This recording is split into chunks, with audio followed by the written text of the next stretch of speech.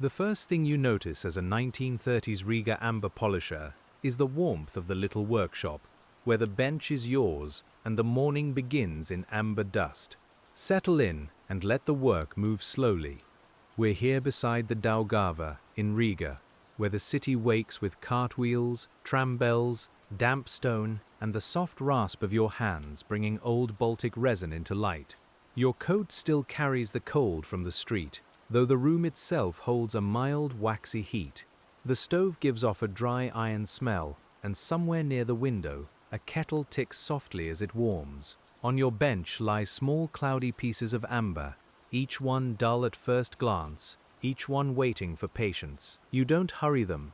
Amber has waited longer than you can imagine, resting through buried forests, seabeds, sand and trade routes, until this quiet morning places it under your fingers.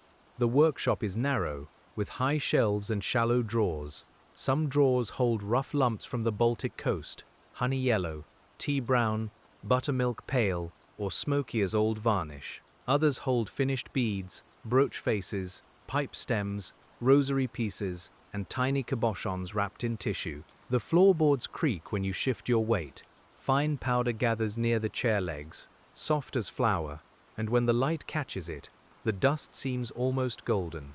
You sit close to the window, because winter light in Riga can be brief and grey.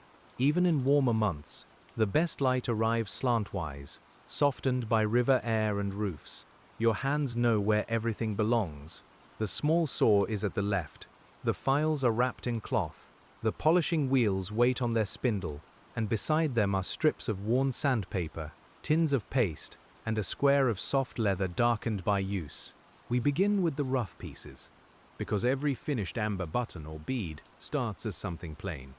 You take one piece between finger and thumb, feeling its weight, which is lighter than stone and warmer than glass. It doesn't bite the skin with cold. It seems to meet your touch gently, as if it remembers sunlight. And this is one of the small pleasures of the RIGA Amber Polisher's day.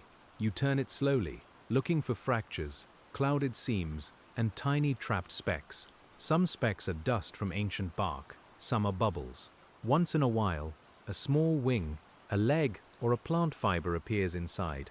But most pieces hold simpler mysteries. You're not searching for spectacle. You're searching for shape, for the direction the resin wants to take, and for the quiet line where your work can begin. The first cut is never careless. Amber is soft, but it can chip if pressed without respect.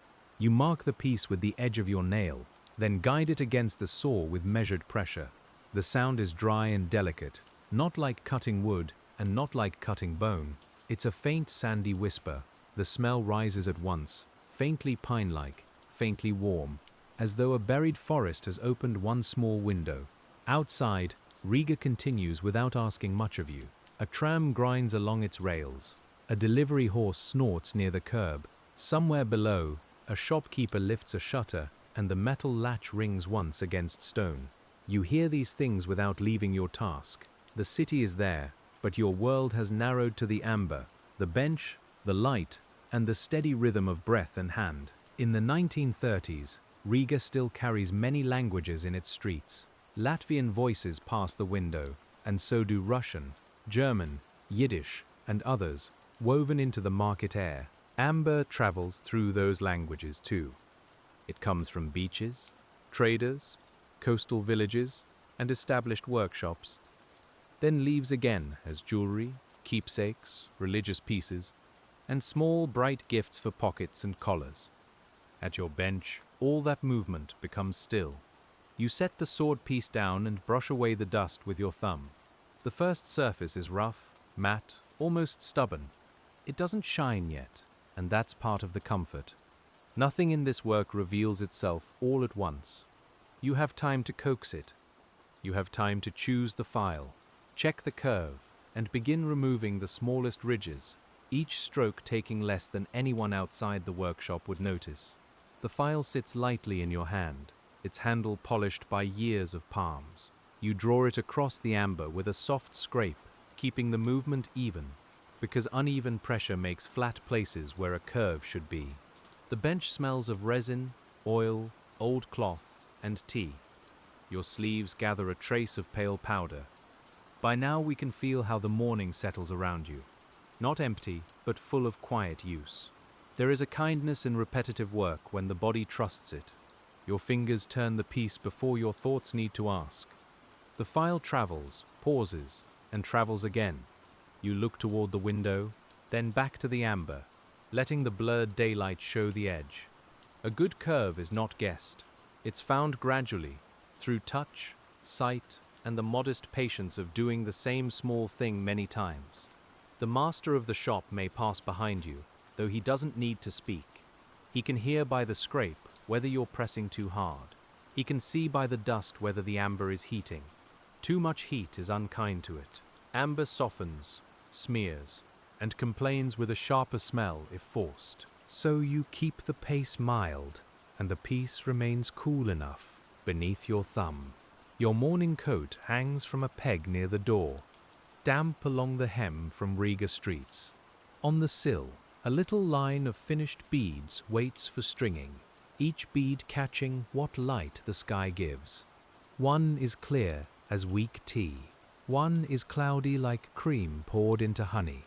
One is almost red where the color gathers deep inside.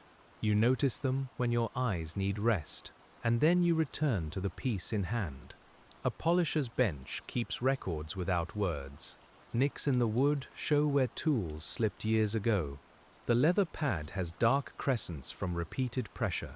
The tin of polishing paste has fingerprints along its rim. Even the chair has learned your weight. You settle into it as if into an old habit, and the workshop receives you without ceremony, with only the stove's low tick and the patient dust of yesterday's work. And as the first grey hour opens into a fuller morning, we move with you from cutting and filing into the slower task of smoothing, where the amber begins to lose its roughness and take on the promise of light. You choose a strip of coarse paper first, though coarse is a gentle word here. Everything must be scaled to amber.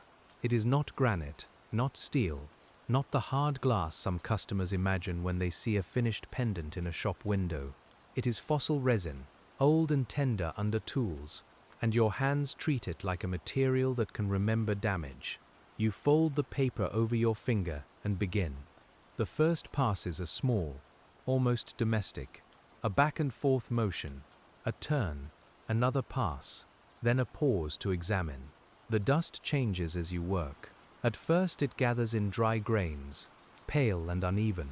Then it becomes finer, smoother, more like powder from a sweet biscuit. It clings to the crease of your finger and leaves the faint resin scent on your skin, a smell both ordinary and ancient. Riga's light comes through the glass in a flattened band. It touches the bench, the paper, the dull amber face, and your hands. You angle the piece into that light and see scratches crossing scratches. This is expected. Each grade of paper leaves its own little weather behind, and each finer grade removes the weather before it. Nothing is wasted. Even the scratches are part of the path toward polish. You dip a finger into a chipped cup of water and touch it to the paper.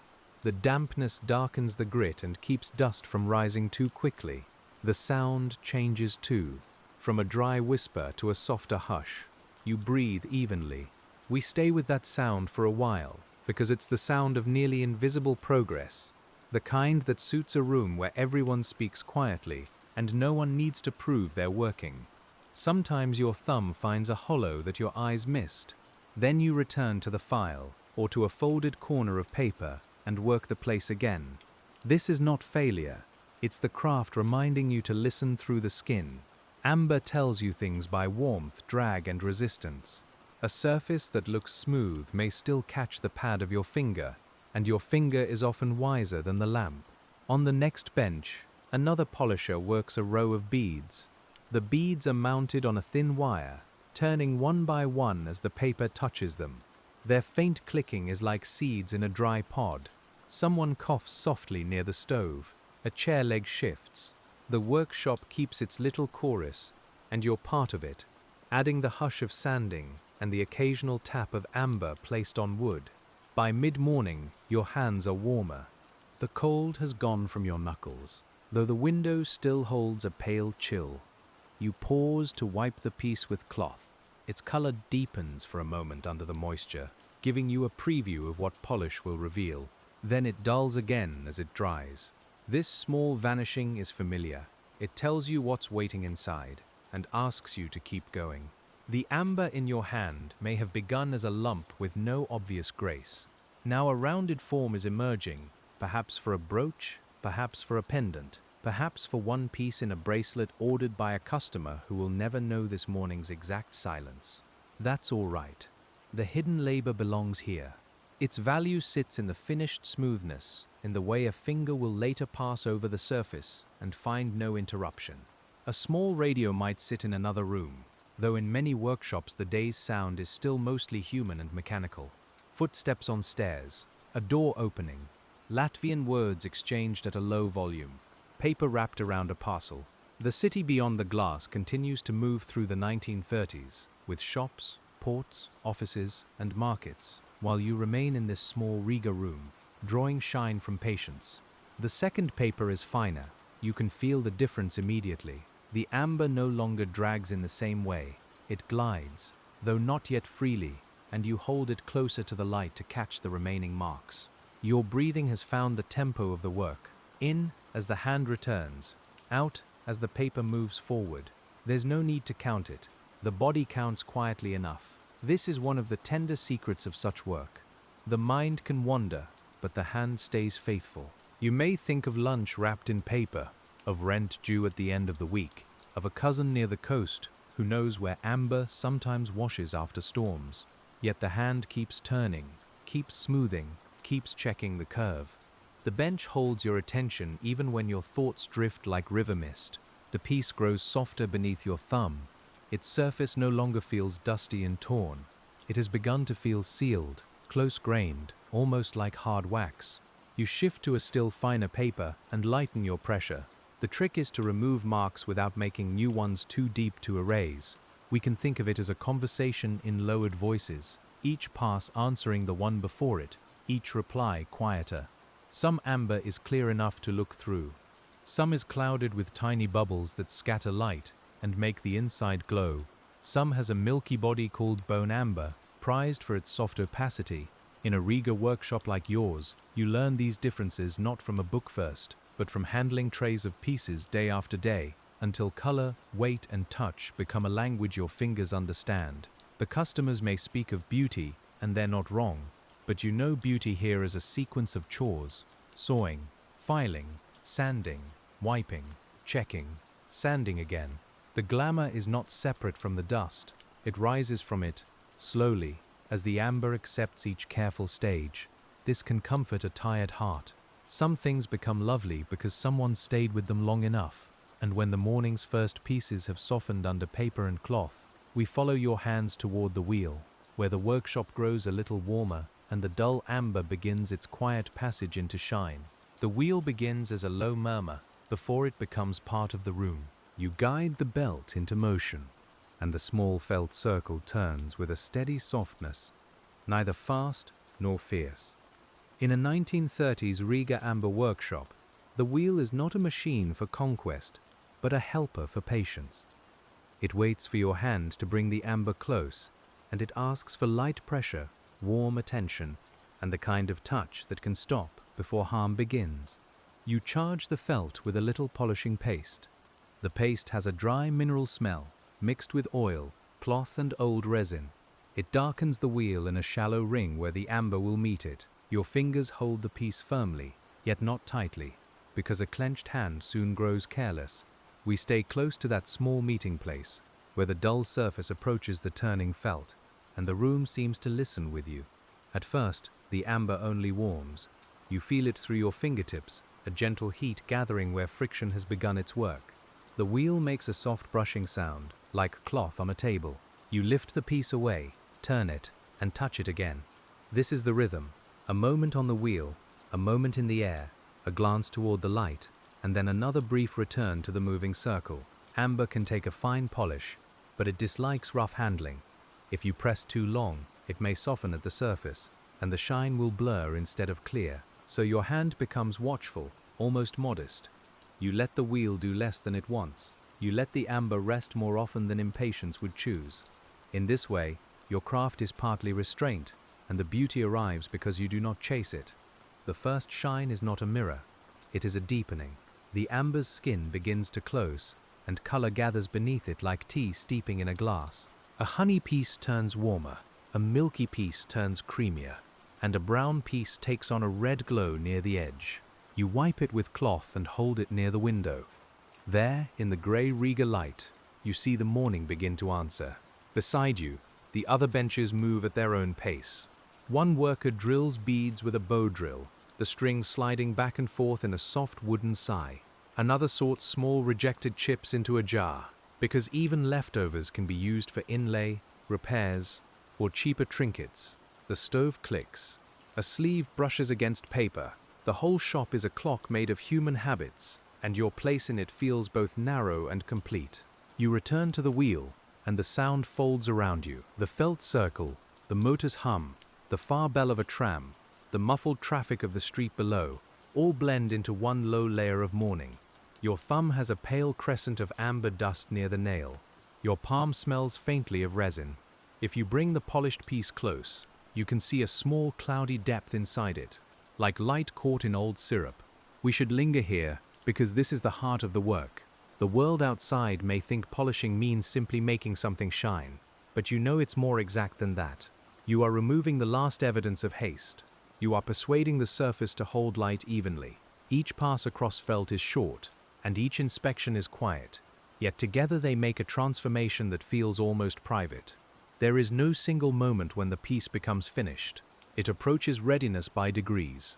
1 minute it is nearly there, then the next mark appears, thin as a hair, crossing the glow where your eye didn't expect it. You go back to a finer cloth, or a gentler paste, and return to the wheel again. This is not discouraging. It is simply how the day speaks, in small requests rather than loud demands. By late morning, the first polished amber of the day rests on the cloth before you, and we follow your hands as they begin the slower business of matching, sorting, and preparing pieces for the work that comes after shine. The polished piece joins others in a shallow tray lined with worn velvet. The velvet was once dark green, though dust and handling have softened it toward grey. Against it, the amber colors appear clearer. You set honey beside honey, smoke beside smoke, and milk beside milk, watching how each piece changes when it has a neighbor. In the RIGA amber trade, matching is its own quiet craft, because a necklace or bracelet asks for harmony, not sameness. You lift 2 beads between your fingers and turn them together. One glows warmly from within while the other keeps a cooler cloud near its center. They may look alike in weak light, but not in daylight, and not against skin. So you put one aside and search again. A tray of amber beads makes small sounds as you move through it. Light clicks and taps, more delicate than glass, with a faint softness that belongs to resin. The shopkeeper, if he works in the front room, may want sets prepared for display. A tourist from Germany might choose pale amber for a summer dress. A Latvian family might choose a brooch as a gift. A sailor passing through Riga might buy a small pipe stem or charm, something easy to carry from port to port. You don't meet every customer, but your hands prepare the quiet shine they will see first. You know that fashion changes, yet amber remains patient beneath fashion. In the 1930s, some pieces are shaped in clean modern forms, smooth ovals, and geometric settings, while others keep older floral patterns or religious use. The workshop may produce both without fuss. Your bench doesn't argue with taste. It listens to the order, studies the material, and gives each piece the best polish it can carry. When you sort beads, you sort for size as well as color. The calipers feel cool at first, then warm in your hand. You bring the jaws gently around each bead, checking diameter, then place it in a row, large beads at the center, smaller ones toward the clasp. The arrangement is simple, but the effect depends on care. A necklace should fall with a calm balance, and your fingers can already imagine its weight. Some beads are imperfect in a way that makes them useful elsewhere. One has a small flat spot. Another has a cloud too strong for a matched set. Another is charming but not obedient. You set these aside for pendants, repairs, or single ornaments. Not every piece needs to belong to a row. We can feel the mercy in that thought, as the mismatched amber gathers in its own small dish, still warm with possibility. The front door opens below, and cold air travels up the stairwell. You hear boots on boards, a murmur of voices, and then the door closes again.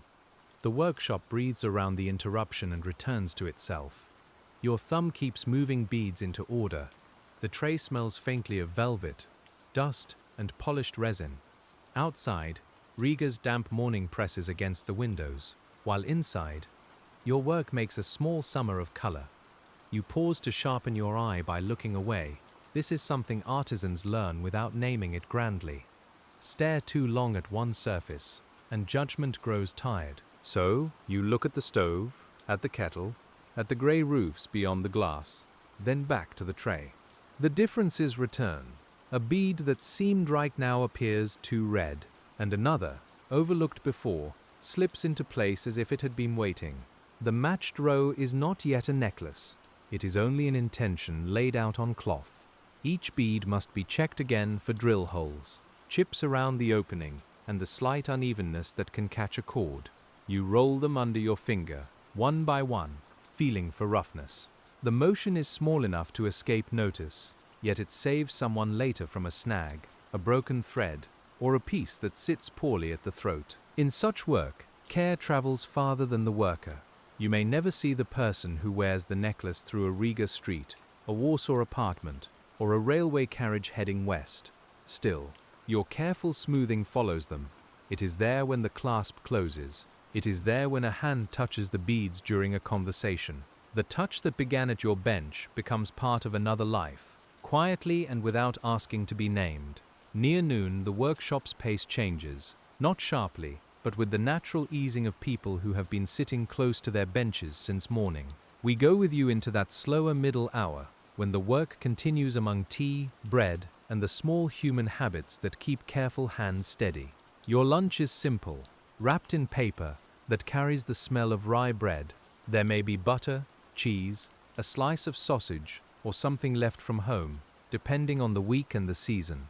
You clear a space at the end of the bench where dust is lighter. Before eating, you wipe your fingers with a damp cloth. Though a faint resin scent remains in the lines of your skin, it belongs to you by now. The kettle is past, or someone pours tea into thick cups. The tea is dark, with a mild bitterness that feels good after hours of dust and polish. Steam rises near your face, softening the air. For a few minutes, the wheel is still. The quiet changes shape.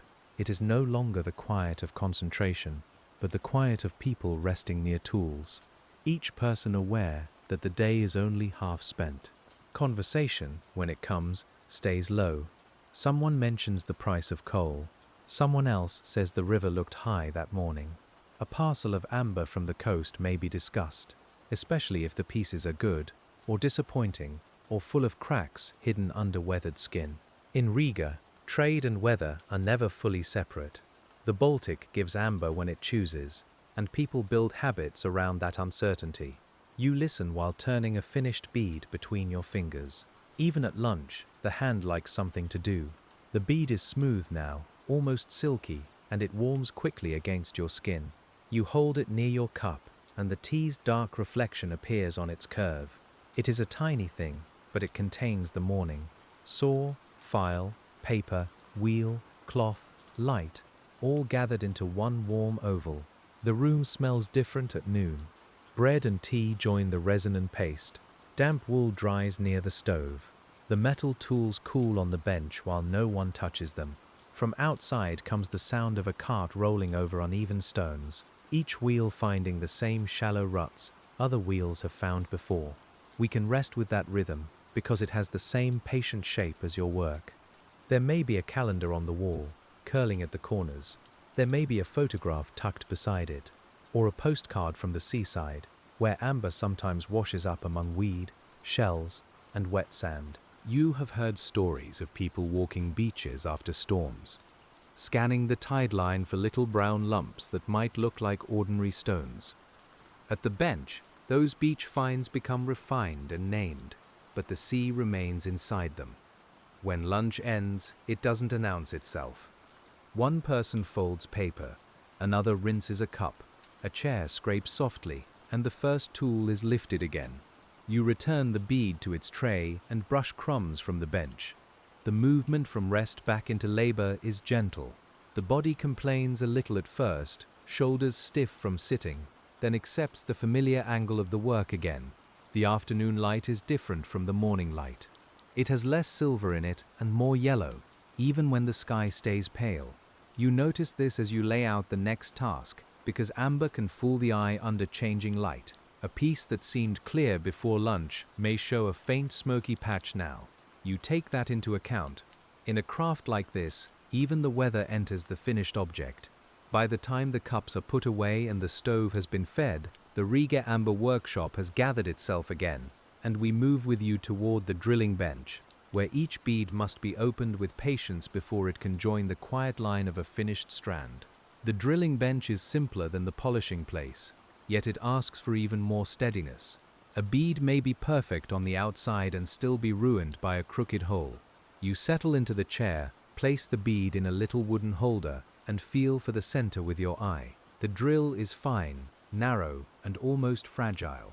Its tip catches the light before it touches the amber. Some workshops use small hand drills, others use bow drills. Their cords moving back and forth with a rhythm older than the electric motor. In your RIGA shop, both methods may exist side by side, because old tools remain useful when they serve the hand well.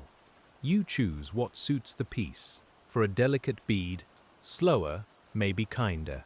For a larger one, the drill must remain true through the whole length. You begin with only a shallow mark. The drill turns, and a pale curl of dust appears at the center. It smells warmer than sanding dust, sharper for a moment, because drilling gathers heat in one place. You pause often. You clear the dust. You let the bead cool between finger and thumb. The process is plain, and yet it holds your attention completely, because the smallest wandering now would show later. The sound is a tiny rasp, almost hidden under the room's other noises. Bow cord, drill tip, amber dust, breath. You work halfway from one side, then turn the bead and begin from the other. Meeting in the middle takes practice. The holes must find each other without leaving a step or crack inside. Your fingers remember the line even when the bead hides it from view. We stay beside you as the first bead is opened cleanly. You pass a thin wire through to test it, and the wire slides without catching. That small success gives no fanfare. It gives only ease. You place the bead in the finished row and reach for the next. This is how an afternoon is built, from modest completions that would sound too small if spoken aloud, but feel sufficient when lived through the hands. A poorly drilled bead teaches patience too. If the hole wanders, you set it aside before forcing it. Perhaps it can become something else, a charm with a different mounting, or a single sewn piece on fabric. Amber is forgiving in certain ways and unforgiving in others. It allows reshaping, but not denial. Your work goes better when you accept what the material has become rather than arguing with it.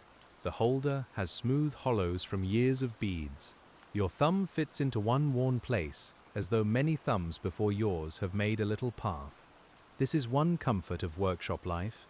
Even when wages are modest and the hours are long, the tools carry evidence that others have sat where you sit, solved the same small problems, and left behind a shape your hand can use. Outside the window, the afternoon traffic thickens. A tram bell rings twice, not sharply enough to startle, but clearly enough to mark distance. A bicycle passes below with a faint ticking chain. Voices rise and fade near the street corner. You don't look up each time. The sounds enter the room like weather, and your work continues beneath them, steady as a thread being drawn through cloth. When several beads are drilled, you brush dust from the holder and inspect the holes under stronger light. Chips around the openings must be softened. You use a tiny countersink or a twist of fine abrasive, barely touching the edge. The work is so small that your shoulders lean forward without permission. After a while, you sit back, roll your neck gently, and let the room widen around you again. The drilled beads are not yet finished. even if they shine. Each opening has to feel smooth against silk, cotton, or fine wire. A rough edge can cut through thread over time, and the necklace would fail quietly after leaving the shop. So you take the trouble now. The listener may be drowsy, but your hands stay awake in their old way, noticing what future wear will ask of the present hour. A strand begins to form on the cloth. Beads wait in order, largest near the center, smaller toward the ends.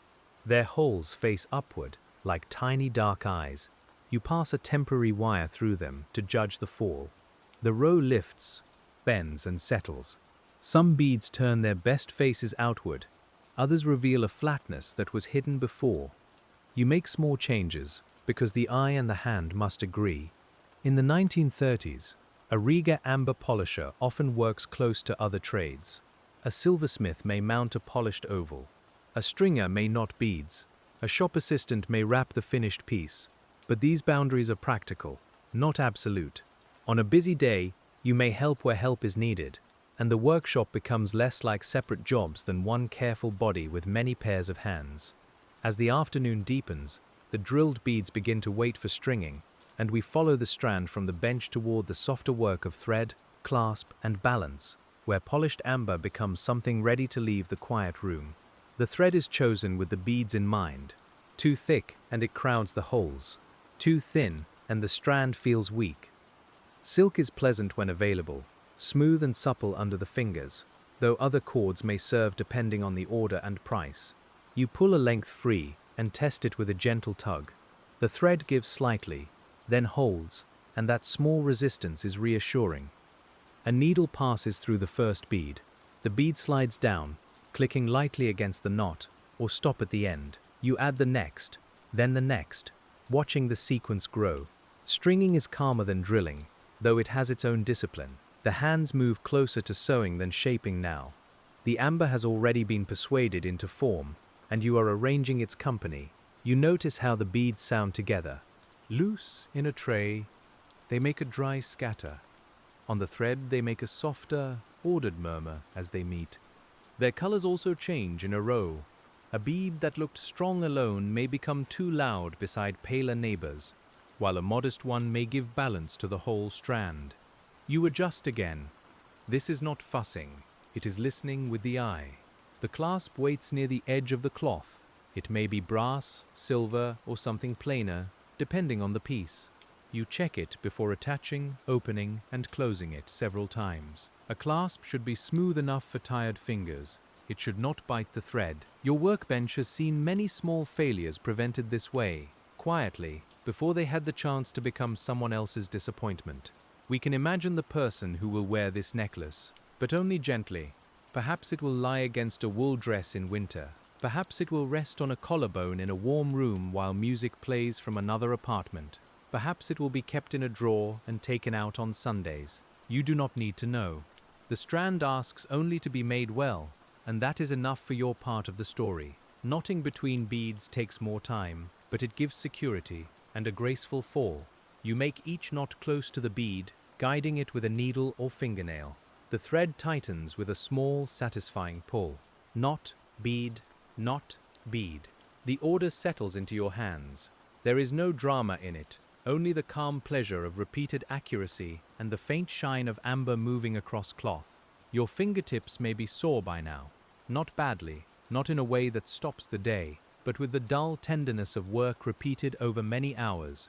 The skin near the nail edges feels dry from dust and washing. You flex your fingers, then continue. In quiet jobs, the body speaks softly at first, and you learn to answer softly too, shifting posture, easing pressure, taking a breath before the next small task. The workshop's front room receives more light than the back, if the windows face the street. Finished pieces may be carried there for inspection. You stand for a moment and feel your legs wake after sitting. The floor is cooler away from the stove. A glass case waits with rings, brooches, strands, small carved animals, crosses, cufflinks, and loose polished stones arranged on dark cloth. In that front room, amber changes character again. On the bench, it is work. In the case, it becomes promise. The same bead that gathered dust beneath your thumb now glows behind glass. Touched by daylight and the gaze of strangers, you may feel a modest pride. Though it doesn't need a speech, you can see where your hand corrected a curve, where your patience saved a surface, where dullness became warmth. The shopkeeper holds the strand near the window and lets it fall over the back of his hand. This is a common test, simple and revealing. A good strand should move fluidly, without awkward stiffness or sudden gaps. You watch the amber settle. One bead twists slightly. You see it before anyone speaks. Back at the bench, you will restring that part, because the eye will never unsee it now. There is humility in craft inspection. The work that pleased you an hour ago may ask for more. A knot may sit poorly. A color may jar. A bead may show a mark only in front room light. You take it back without resentment. The object is not arguing. It is becoming itself, and you are still responsible for helping it arrive there, one small correction at a time. The afternoon has grown fuller now, and the Riga street outside carries the sounds of errands, school children, carts, and office workers beginning to think of evening. In the workshop, we return with you to the bench, where a single imperfect twist in the strand opens into another round of quiet attention. You unfasten the strand and slide several beads free. They return to the cloth with a soft, broken line, no longer necklace and not quite loose beads either. The thread curls slightly from where it held the knots. You examine the troublesome bead, turning it toward the window. The polish is good, the color is good. The hole, however, sits a fraction off center, enough to make the bead lean when strung. There are several choices, and none need hurry. You can move the bead to a place where its lean matters less. You can replace it from the tray. You can enlarge the hole with great care, though that may weaken the edge. Your fingers hover over the alternatives. In this work, judgment often feels like choosing the least disturbance, the path that lets the whole piece remain calm. You find another bead close in size and color. It is not identical, but it may be truer in the row. You polish a faint mark near its opening with a twist of cloth and paste, then pass the wire through. It sits better. The strand exhales, in a way only you may notice. We notice it with you, because these tiny adjustments are the real landscape of a polisher's day. The rejected bead goes into a small dish, not discarded. Its lean may suit an earring, a pendant, or a repair where it can be mounted rather than strung. Amber pieces have second chances when hands are patient enough to see them. The dish of imperfect beads is not a failure. It is a quiet reserve, a collection of future uses, each one waiting for the right problem to arrive. You restring the section, knot, bead, knot, bead. The rhythm returns more easily now. Your shoulders lower. The thread moves through your fingers with a faint whisper. The amber beads gather their order again, and when you lift the strand, it falls more evenly. The correction is almost invisible, which is often the sign of good work. Nothing calls attention to itself. Everything simply rests where it should. By this hour, your apron carries the day plainly. Pale dust at the front, a darker smear from polishing paste, a few thread fibers caught near the hem. Your cuffs have been turned back since morning. The skin of your hands is dry but warm. If you rub finger and thumb together, you can still feel a trace of powder, despite the cloth you keep using. The work follows you in small textures. A younger apprentice may bring a tray from the back, asking where these smaller pieces should go. You look them over slowly. Some are ready for sanding. Some need trimming. Some are too cracked for beads but might yield small inlays. You answer in practical words, not many of them, because the tray itself does most of the speaking. In a workshop, teaching often happens through pointing, placing, and letting another hand feel the difference. The apprentice watches how you test a crack. You hold the amber near the light and turn it until the floor appears as a thin silver line. Then you press gently, not enough to break it, only enough to learn whether the crack runs deep. This is knowledge passed through caution. You can explain some of it, but the rest must enter through the fingertips over months and years. Riga's amber work sits between nature and commerce, between old forests and modern shop windows. You don't phrase it like that at the bench, of course. You simply handle what arrives. Still, the thought is there in the material. Each piece began as resin flowing from ancient trees, hardened, buried, moved by water, lifted by hands, traded through ports, and finally placed here, under your lamp, for one more patient change. The day's light lowers a little, and the workshop begins to depend more on lamps. We move with you into the later afternoon, when shadows thicken under the benches, and amber takes on a deeper, almost ember-like glow beneath the yellow light. The lamp is adjusted close, but not too close. Its shade pools light over the bench and leaves the corners of the room softer. Under lamplight, amber becomes warmer in color, sometimes misleadingly so. You learn not to trust the glow completely. The lamp shows scratches well, but it flatters color. Tomorrow's daylight will tell another truth, and a careful worker remembers both. You place a polished oval under the lamp and turn it slowly. This piece may be meant for a brooch. Its back has been flattened, and its front has been shaped into a rounded dome. The surface carries a deep honeytone, with a small cloudy feather near one side. Rather than hiding it, the curve seems to hold it gently. You decide the feather gives the piece character, not damage. The back of a brooch stone matters too, though fewer people see it. It must sit well in its setting. It must not rock. You smooth the flat underside with paper laid over a true surface, moving the amber in small circles. The sound is nearly nothing. Your hand keeps the pressure even. When you lift the piece, the underside has a uniform dullness, the kind that tells you it will meet metal cleanly. A silversmith may later make the setting, or perhaps a simple ready mount waits in a drawer. Either way, your work prepares the amber for that joining. Too thick, and it sits clumsy. Too thin, and it loses depth. Too uneven, and the setting strains to hold it. The polisher's care is partly visible and partly hidden, and the hidden part may be what lets the visible part seem effortless. The lamp warms your cheek. The window is now a darkening pane with faint reflections of the room. You can see your own hands doubled in it, moving over the bench in a ghostly second workshop. Outside, someone laughs briefly in the street. Then the sound passes away. Inside, the wheel waits, the trays wait, and the oval in your hand gathers a smoothness that feels almost liquid. You return to the polishing wheel for the brooch face. Under the lamp, the felt circle looks cream-colored where paste has not darkened it. The motor hums, and the bench gives a slight vibration through your wrist. You touch the amber to the wheel in short passes, careful around the edges. The dome catches light, loses it, catches it again. It is like turning a tiny sunset under your fingers. When you wipe the piece, the shine arrives more fully than before. The cloudy feather inside now seems suspended, not buried. You hold it at arm's length, then close, then tilted. This changing view matters because a brooch will be seen from many angles as a person moves. You want the amber to remain kind to the eye, whether the wearer stands near a window, a doorway, or a dim evening lamp. No one outside the trade thinks much about edges, but you do.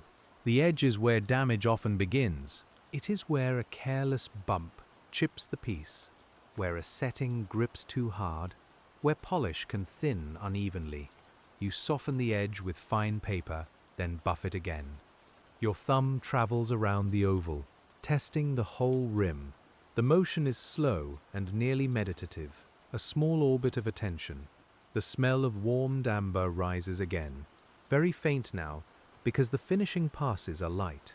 It isn't the sharp scent of burning which would mean trouble. It is gentler, like pine resin remembered through cloth. The room has held this smell all day, so you notice it most when you step away and return. For now, it seems part of the air itself, part of the walls, your apron, and the wood of the bench.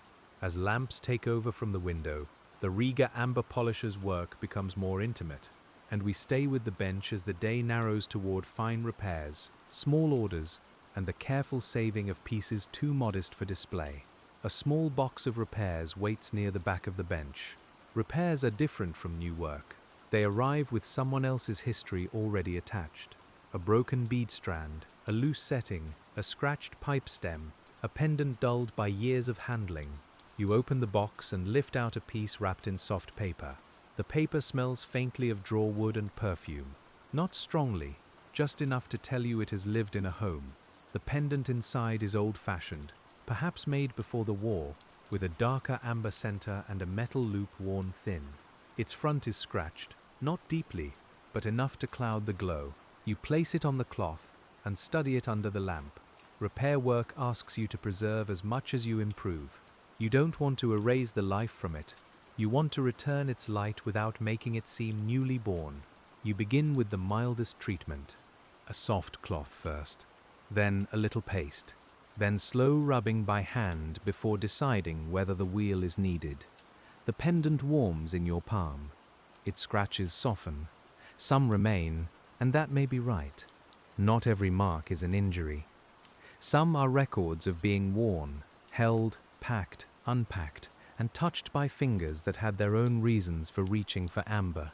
A repair can make the workshop feel connected to rooms you'll never enter.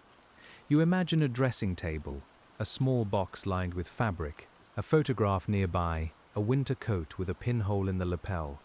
These thoughts pass gently and do not distract you. They remind you that the things you polish are not only goods. They become companions to people's ordinary days, carried through errands, visits, letters, and meals. The pendant's loop must be checked. Metalwork may go to another bench, but you can see enough to note the weakness. You place it in a tray marked for setting repair. The amber itself is cleaner now. Its glow has returned softly, with old scratches still faintly visible at the edge. That feels honest. You wrap it again in paper, not tightly, and set it aside for the next hands. Next comes a pipe stem, amber-colored and smooth from use. Some pipe stems were made of amber or amber mixed with other materials, valued because the touch at the mouth was warm compared with hard stone or metal. You handle it with particular care. The end has tooth marks, and the polish has dulled. This is intimate work, and you keep your attention practical, cleaning, smoothing, and restoring what can be restored. The stem smells different from fresh amber pieces. It carries tobacco, old case leather, and time. You work with fine abrasives, avoiding too much heat. The shape must remain comfortable, not simply shiny. A polished pipe stem that feels wrong at the mouth has failed, in a way the eye may not catch. So you test with fingers, turning the curve and edge, asking whether use has been respected. The repair box teaches variety. New production can be repetitive in shape, but repairs bring surprise. A rosary bead cracked near the hole, a brooch scratched by a fall, a small carved leaf missing its polish at the tips. In each case, your job is to slow down enough to see what kind of care the object asks for. The answer is rarely force.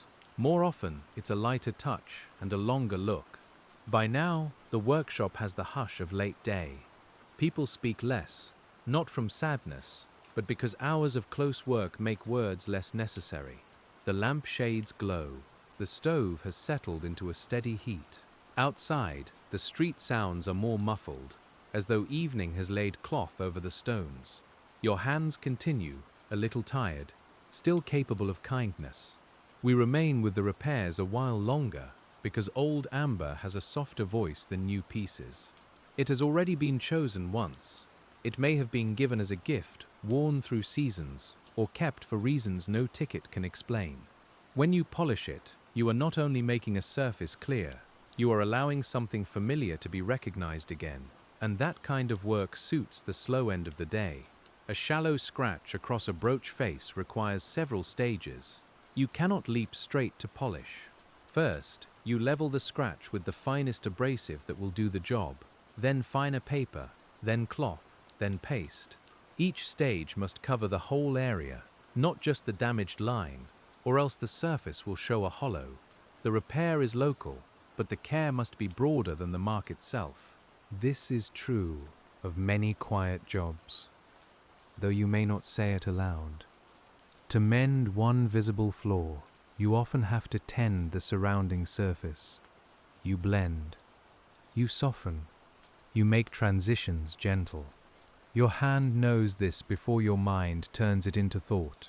The amber under your fingers teaches it plainly, because a polished surface reveals every abrupt decision and forgives almost every patient one. When the brooch finally catches the lamp without scattering light, you set it down and let your eyes rest. The bench swims slightly from close looking. You blink toward the window, where the room's reflection has grown stronger than the world outside. For a moment you see the whole workshop as if it were inside the glass. Lamps, shelves, bent heads, trays of amber, and your own hands resting open on the cloth. The evening has not arrived fully, but it has begun to lean against the windows, and we go with you into the final working stretch before tools are put aside, when the day's small pieces are counted, wrapped, and given their places for tomorrow. The counting book lies near the front of the workshop, its pages aligned, marked with names, orders, prices, and brief notes about work done or still needed. You may not write every entry yourself, but you bring the finished pieces forward: the strand of beads, the brooch oval, the repaired pendant, the small set of matched cabochons. Each one is placed in its own paper, tray, or envelope, so mourning will not begin in confusion. Paper for wrapping has its own sound, crisp but subdued.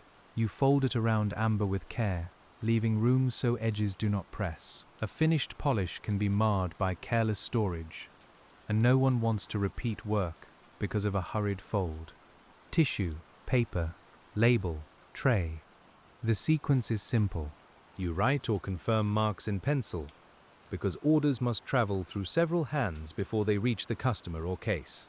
The pencil feels different from the tools, lighter, drier, almost temporary. Your handwriting may be plain from fatigue, but it is legible enough. Honey oval, polished. Bead strand, restrung. Pendant, surface restored, loop for repair. These are not poetic notes. They are workshop notes, useful and short. Still, each line contains hours of touch. The book receives the labor in a form small enough for business. A drawer opens with a wooden sigh. Finished items go into one place, unfinished into another. Rough amber remains apart from polished goods, because dust travels easily. The workshop has learned such separations through experience.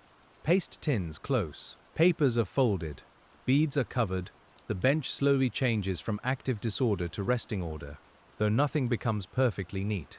A living workspace always keeps some trace of motion. You brush amber dust into a small pile. Some workshops save dust and chips for low-grade uses, pressed materials, or experiments, while some dust is simply swept away. The pile on your bench is pale gold and beige, mixed with darker specks from the day's pieces. It looks almost weightless. You guide it with a soft brush, careful not to send it into the air, where it would settle into throats and collars. The wheel is cleaned gently. Paste has built along its edge, and stray fibers cling near the spindle. You wipe the surrounding board, feeling the day's heat leaving the machine. The motor, once switched off, seems to leave a silence larger than its sound had been. We notice that silence with you. It opens around the room, and for a few breaths, the workshop feels as though it is listening to itself cool down. Your hands need washing, but not too harshly. Warm water, if there is enough. Soap that smells plain and faintly alkaline. Amber dust releases slowly from the creases near your nails. Polishing paste leaves a shadow at the edge of the skin. You scrub, rinse, and dry your hands on a towel already marked by other hands. Even clean, your fingers keep the memory of texture, file, paper, thread, and cloth. The apron is shaken outside or near the back, depending on weather. A light cloud of dust lifts and settles. You hang it on its peg, where it becomes an ordinary piece of cloth again, until morning. Without it, your body feels slightly lighter. Your shirt sleeves come down. The cuffs are not perfectly clean, but they are less dusty. The change is small, and still it tells the body the working day is shifting shape. Other workers prepare to leave at different speeds. One is always ready quickly, tools aligned before anyone else notices the hour. Another lingers, checking a tray twice, not out of worry, but habit. The shopkeeper may close the front case, turn a key, and test the latch. The sound is small and final for the room, though the street beyond remains awake. Riga does not end when the workshop rests. Yet even in this closing rhythm, a few tasks remain, and we stay with you as you return to one unfinished tray, because tomorrow's first hour will be easier if tonight's last careful gesture is made now. The unfinished tray holds rough pieces selected for morning. You could leave them as they are, but experience suggests a small kindness to your future self. You sort them by likely use. Beads to one side, brooch faces to another, thin scraps for small inlays, cracked pieces needing inspection under stronger light. The tray becomes a map of tomorrow's patience, and you make it quietly, while the room settles around you. One rough piece catches your attention. It is cloudy yellow, not large, with a darker streak near the middle. Earlier in the day you might have passed it over. Now, under the lamp, it suggests a small pendant. You turn it several times. The streak may become a flaw, or it may become depth. You mark it lightly with pencil, not committing yet, just leaving a thought for morning. This is how craft continues across days, not through grand decisions, but through small unfinished conversations. A mark on amber, a bead set aside, a note in pencil, a tray placed where the light will reach it first. You are tired enough to move slowly, and that slowness is useful. It keeps the hand from making claims the morning eye may not support. The lamps are lowered one by one, though the bench lamp remains for your final sorting. Shadows stretch under the shelves. The jars of chips become darker shapes. Finished amber in covered trays no longer shines, but you know it is there, holding the day's work in silence. There is comfort in hidden completion. Not everything beautiful needs to be seen at every moment. Some of it can rest under paper. You check the window latch. The glass is cold now. When your fingers touch the metal, the chill goes straight into the skin, unlike amber, which always seems less severe. Outside, Riga's evening has deepened. Lamps glow along the street. A tram passes with lit windows, each one briefly showing faces, hats, shoulders, and then only reflection. You stand there a moment, neither working nor leaving, between the bench and the night. Your coat waits on the peg. It has lost some of the morning damp, though it is still heavy at the hem. You put it on carefully, feeling the day's fatigue in your shoulders as the fabric settles. The workshop smells stronger now that you are about to leave it, resin and oil and warm dust gathered into one familiar breath. Tomorrow, you may not notice it when you arrive. Tonight, it follows you to the door. The master may say a few words about the morning's orders. Nothing lengthy. Perhaps the brooch must go first. Perhaps a customer will collect the repaired pendant. Perhaps more rough amber is expected from a trader near the market. You listen, nod, and let the details settle. The day has been long but not hurried. Its work has passed through your hands in pieces small enough to hold and numerous enough to fill the hours. Before leaving, you look once more at the bench. It is not bare. A bench should not be bare, unless a workshop has ended entirely. Yours holds covered trays, tools in their places, a folded cloth, a closed tin of paste, and the faint golden dust that always remains despite sweeping. It is ready without pretending to be new. That readiness is enough. We can feel the modest peace of it. The stairwell outside the workshop is dimmer and colder. Your footsteps sound different here, less softened by dust and cloth. The air smells of stone, damp coats, and whatever cooking drifts from another part of the building. You descend slowly, one hand near the rail. Behind you the amber workshop is still, but not empty in feeling. The day's work has not vanished. It has simply changed into wrapped parcels, prepared trays, and tired hands. At the street door, Riga opens around you with evening lamps and wet cobbles. The river air is colder than the workshop air, carrying a mineral dampness from the Daugava and a faint smoke from chimneys. Your fingers remain warm inside your gloves, as if the amber has left a little of its stored sunlight there. We walk with you only a little way, keeping the pace unhurried, while the city gathers its night sounds. A tram moves past with a low grinding turn, and light slides along its windows. People step carefully near the curb, Somewhere a bicycle bell rings, small and polite. You pass a bakery with the last warmth of bread in the doorway, then a shuttered shop whose sign creaks once in the air.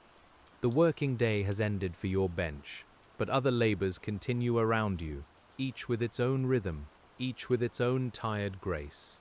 You may carry lunch paper folded in your pocket, or a note from the shop, or simply the smell of resin in your sleeves. Your thoughts do not need to be clear. They can drift over the strand you restrung, the pendant you restored, the cloudy yellow piece waiting for morning. A craftsperson's mind often returns to unfinished shapes. It doesn't trouble you, it is more like a lamp left low inside.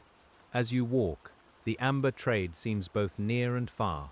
Near because dust is still at your cuffs. Far because the resin itself began beyond any human memory, in forests where no Riga street existed, where sticky drops caught light, bark, air, and the smallest fragments of life. You don't need to hold that whole history at once. You hold only your part, which is small, exact, and sufficient. The evening meal will come later, and with it the ordinary sounds of home. A chair, a plate, water poured into a basin, perhaps voices from family or neighbors through a wall. When you wash again, a little more dust will come away. Not all of it. Some will remain near the nails until the week's end. A soft golden proof of what your hands have been doing in the lamplit hours. Sleep, when it comes, may bring no grand images. Perhaps only the wheel turning without sound. Perhaps beads sliding along thread. Perhaps the feel of a smooth oval under the thumb.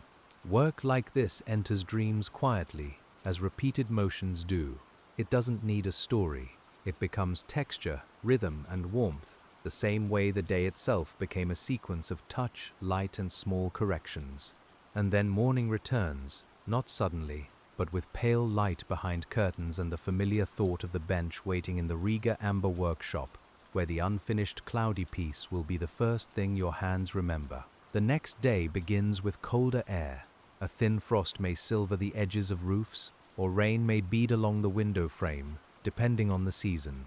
You arrive with your coat buttoned high, and your breath still carrying the street. The workshop is not warm yet. The stove has been lit, but its heat remains close to the iron. You rub your hands together before touching tools, because cold fingers judge poorly. The cloudy yellow piece waits in the tray where you left it. That small fact is comforting. Nothing has demanded an answer overnight. You lift it and feel the slight irregularity of its surface. Under morning light, the dark streak appears less severe than it did under the lamp. It leans through the amber like a wisp of tea leaf in honey. You turn it and decide the pendant idea still holds. We begin again with inspection.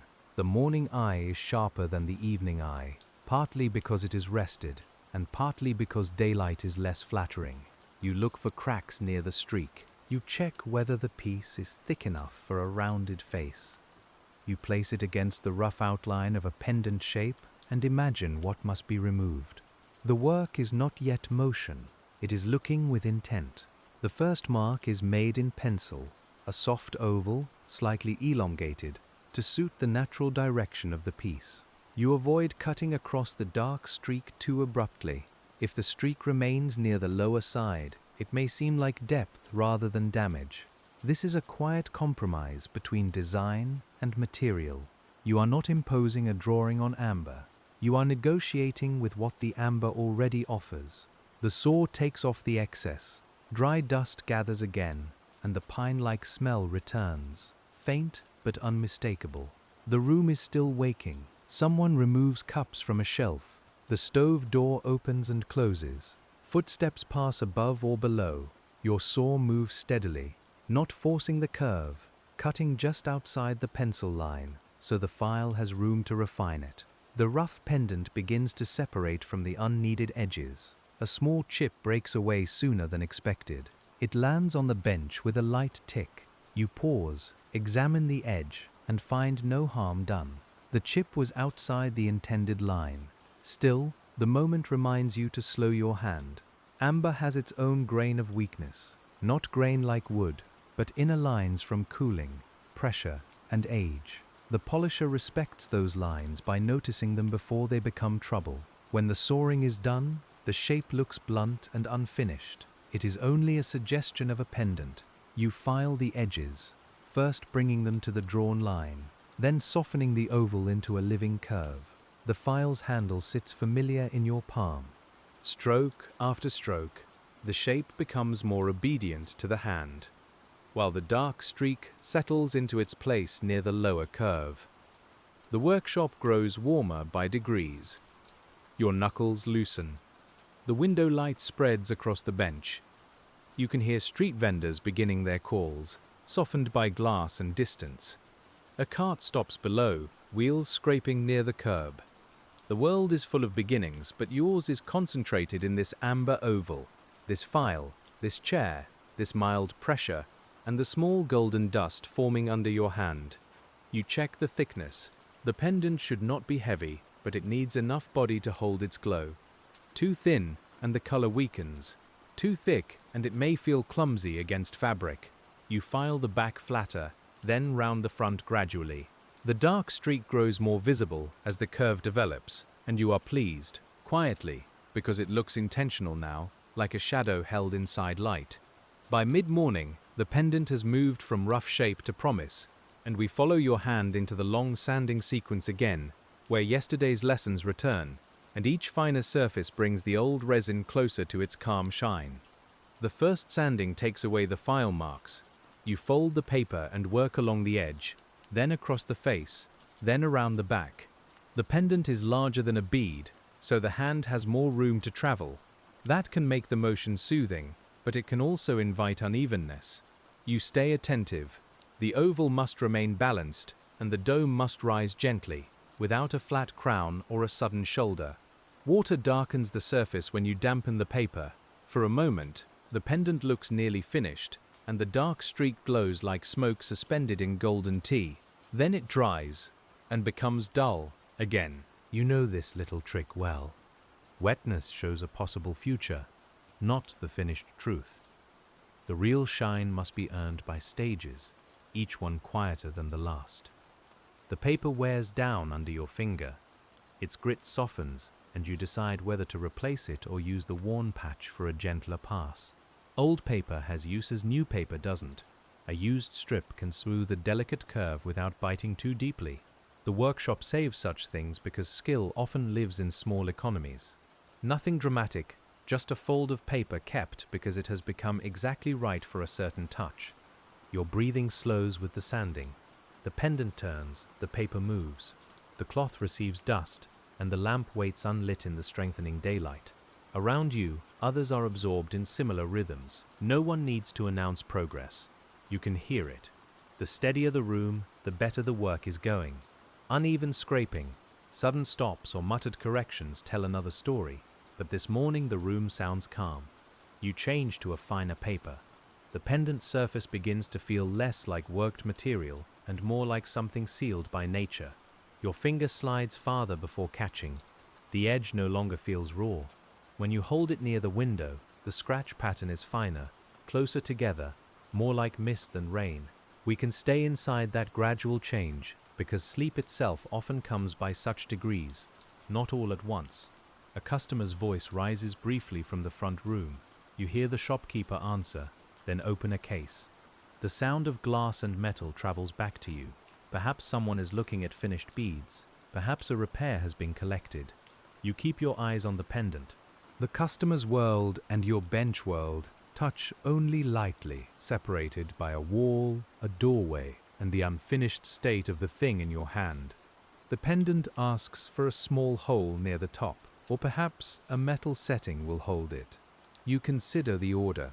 If it is to be drilled, the place must be chosen before final polish, so any small marks from drilling can be corrected. You mark a tiny point with care. It must be centered by sight and balanced with the streak below, because a pendant that hangs oddly never quite forgives the error. Drilling near an edge requires restraint. You set the piece into a padded holder and begin with a fine point. The drill turns slowly. Dust gathers, then clears. You do not push through in one eager motion. You drill partway, turn the pendant, and meet the hole from the other side. The two openings join cleanly enough, and you pass a wire through to test the line. It hangs straight. There is satisfaction in that, a quiet one. You don't need to smile broadly or speak. The body feels it as release in the shoulders, as a slight easing in the hand. The hole is where it should be. The piece has accepted its future as a pendant. Now the surface can be brought through the last sanding stages, and the work returns to the familiar hush of paper, water, cloth, and light. As the morning continues, the RIGA Amber Polisher's bench gathers both yesterday's repetition and today's small discoveries, and we remain with the pendant as its dull skin softens toward the polish that will finally reveal what the dark streak has become. The finest paper barely seems to do anything at first. That is part of its nature. Its work is subtle, and a tired person might think nothing is changing. You know better. The scratches left behind are now so small. They appear only when the pendant is tilted just so. You move the paper in overlapping paths, careful not to create a direction the eye will later catch under polish. Your hands have settled fully into the day. The morning cold has left them. The stove warmth reaches the floorboards now, and the workshop smells of tea, resin dust, cloth, and a hint of metal from the tools. Outside, Riga has become busier, but the window softens everything. The room is not silent. It is better than silent. It is filled with sounds that ask nothing sudden from you. You wipe the pendant with a clean cloth and inspect it. The dark streak now looks less like a flaw and more like a small landscape, a shadowed reed beneath amber water. You do not overwork it. The piece has reached the stage where too much correction can flatten its character. This is another lesson learned slowly. Craft is not always the removal of every irregularity. Sometimes it is knowing which irregularity gives life. At the wheel, you charge the felt lightly. The pendant is larger than a bead, so you take care near the drilled hole and edge. A catch at the wheel could pull it from your fingers. And though there is no need for alarm, there is reason for attention. You approach the felt with a steady wrist. Touch, lift, turn, touch again. The shine begins in patches, then joins. The pendant warms quickly. You let it rest against the cloth. While it cools, you flex your fingers and look across the room. A row of beads lies in sunlight on another bench, each one casting a faint amber shadow. The apprentice sorts chips by color, head bent low. The master checks an order book. These ordinary sights hold the day together. They are as much part of the work as the tools. You return to the wheel for the final passes. The felt sound deepens slightly where the pendant's curve meets it. You use less pressure than before, trusting the surface to respond. When you wipe it clean, the polish clears suddenly, not dramatically, but with a quiet fullness. The dark streak rests within the glow, and the yellow around it seems richer for having something shadowed nearby. You hold it by the edge and let the light pass across it. Morning gives one answer. The lamp, when lit briefly, gives another. Against dark cloth, the pendant deepens. Against your palm, it warms and softens. You test these backgrounds because the person who wears it will not live under workshop light. The piece must be pleasant in the changing light of real rooms, streets, coats, and skin. The whole needs a final softening. You twist a fine cloth thread through it with a touch of paste, pulling back and forth until the edge no longer catches. It is a tiny operation, but it matters. A cord should pass through without fraying. A metal ring should turn without scraping. The opening is not seen first, yet it carries the pendant's whole future, and you give it the same patience as the face. When the pendant is finished, you set it on the velvet tray. It does not call attention to itself loudly. It simply glows. That may be why amber suits this kind of work so well. Its beauty is warm rather than hard. It doesn't flash like cut glass. It gathers light, holds it, and returns it gently, as if brightness itself could become mellow with age. The completed pendant gives the morning a center, but the day is not built around one piece alone. We turn with you now to the trays of smaller fragments, where the amber polisher's patience is measured not by one object's glow, but by many modest pieces brought into usefulness. Small fragments require a different imagination. A large clear piece tells you several possible futures at once, but a fragment speaks in a narrower voice. It might become an inlaid dot, a tiny bead, the center of a ring, or part of a mosaic pattern. You pour a few onto the cloth and spread them with your fingers. They sound like dry seeds, and some are scarcely larger than a fingernail. The fragments come in many colors: pale lemon, burnt sugar, cloudy cream, reddish brown, almost black at the thickest edge. Some have weathered out a crust, dull and rough from their earlier life before the workshop. You scrape a corner and reveal the brighter body beneath. This small revealing is satisfying. Even a poor-looking chip may hold a lively color once the surface is opened. In the 1930s RIGA amber trade, not every customer buys grand pieces. Many useful items are small: buttons, decorative inlays, modest rings, inexpensive pendants, repair parts, little souvenirs for travelers. A workshop survives partly by respecting these humbler objects. Your hands do not reserve care only for the finest stone.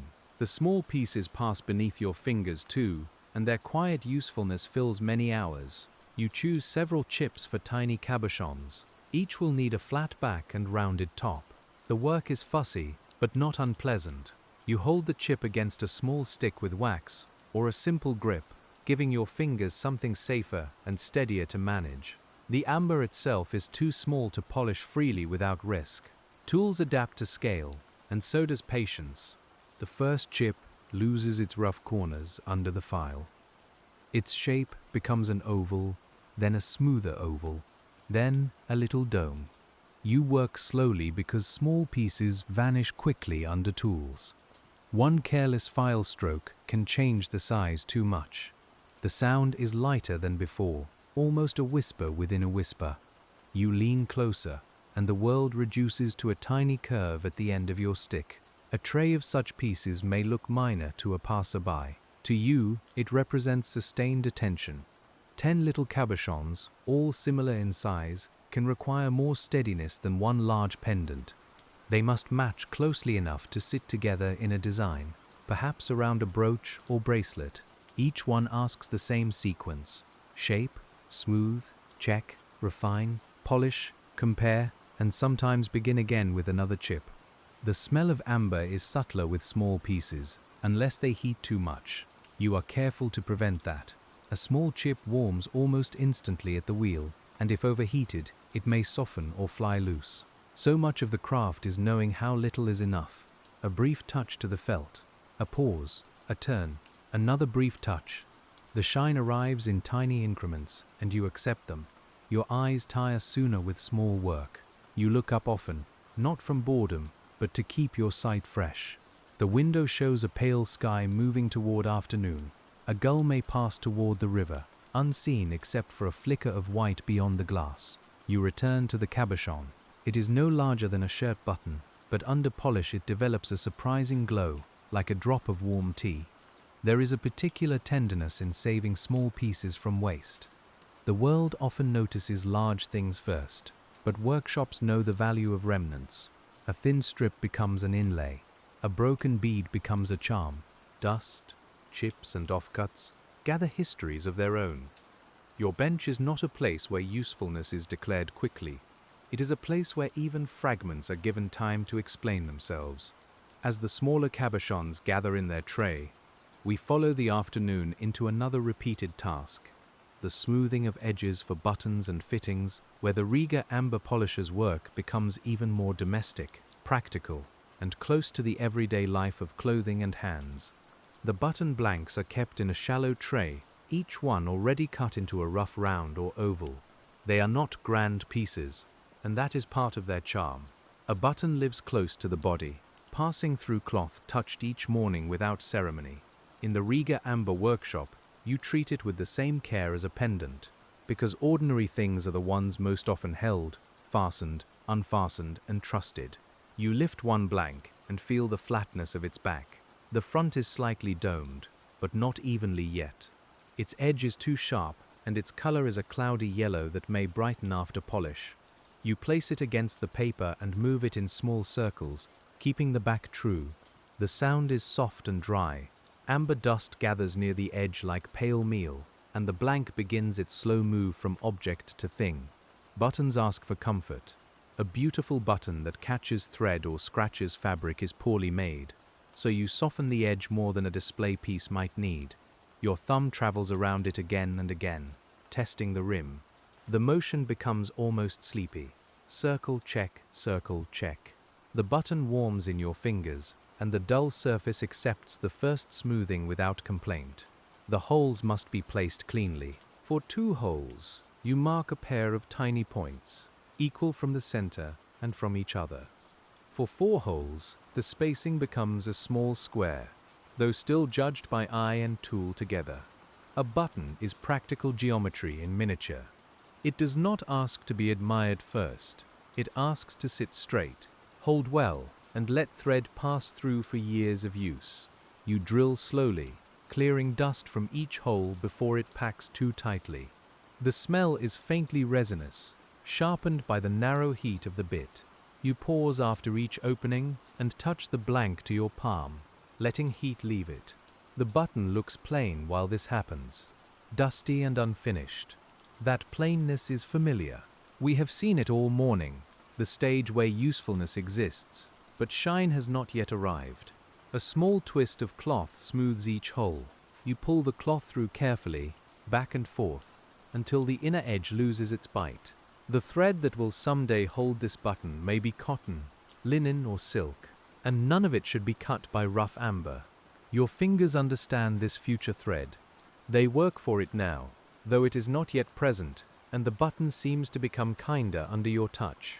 The first polish on a button is brief. You bring the domed face to the felt wheel and let it meet the turning cloth in short, even touches. The button is small and easy to lose, so your grip is steady and low. It warms quickly. You lift it away, turn it, wipe it, and return. Under the paste, the cloudy yellow becomes softer, like butter held to a window on a winter morning. When you polish the back, you use restraint. It does not need the same glow as the face, but it should feel clean under the finger. A back left rough will rub against cloth. A back made too glossy may show careless hollows. You give it a practical smoothness, the kind no one praises, because it simply works. Much of your labor disappears this way, into the comfort of things that cause no trouble. The finished button joins others in a row. They are not identical, though the set must behave as if they belong together. One has a deeper streak near its rim, another is paler at the center. You arrange them so the differences feel balanced, not accidental. In a finished garment, a hand may close them one by one without noticing the matching. That quiet unnoticeability is a form of success. By early afternoon, the tray of buttons has begun to glow with small domestic purpose, and we move with you into the fitting work that waits beside it, where amber meets metal, cloth, and the plain needs of daily use. The fittings drawer contains little rings, pins, loops, clasps, and metal backs, wrapped in paper. Some are brass, some silver, some base metal for cheaper pieces. They have their own cold smell, different from amber, sharper and less forgiving. You lay a few beside polished pieces and compare their sizes. Amber and metal must meet without strain. If the setting grips too tightly, the amber may crack, and if it sits too loosely, the piece will feel uncertain. You take a small amber oval meant for a brooch and test it against a metal frame. It almost fits. Almost is not enough. You can feel one side rising before you see it. The back needs a little more smoothing, and the edge needs easing near one corner. You return to the paper, moving the piece in short arcs.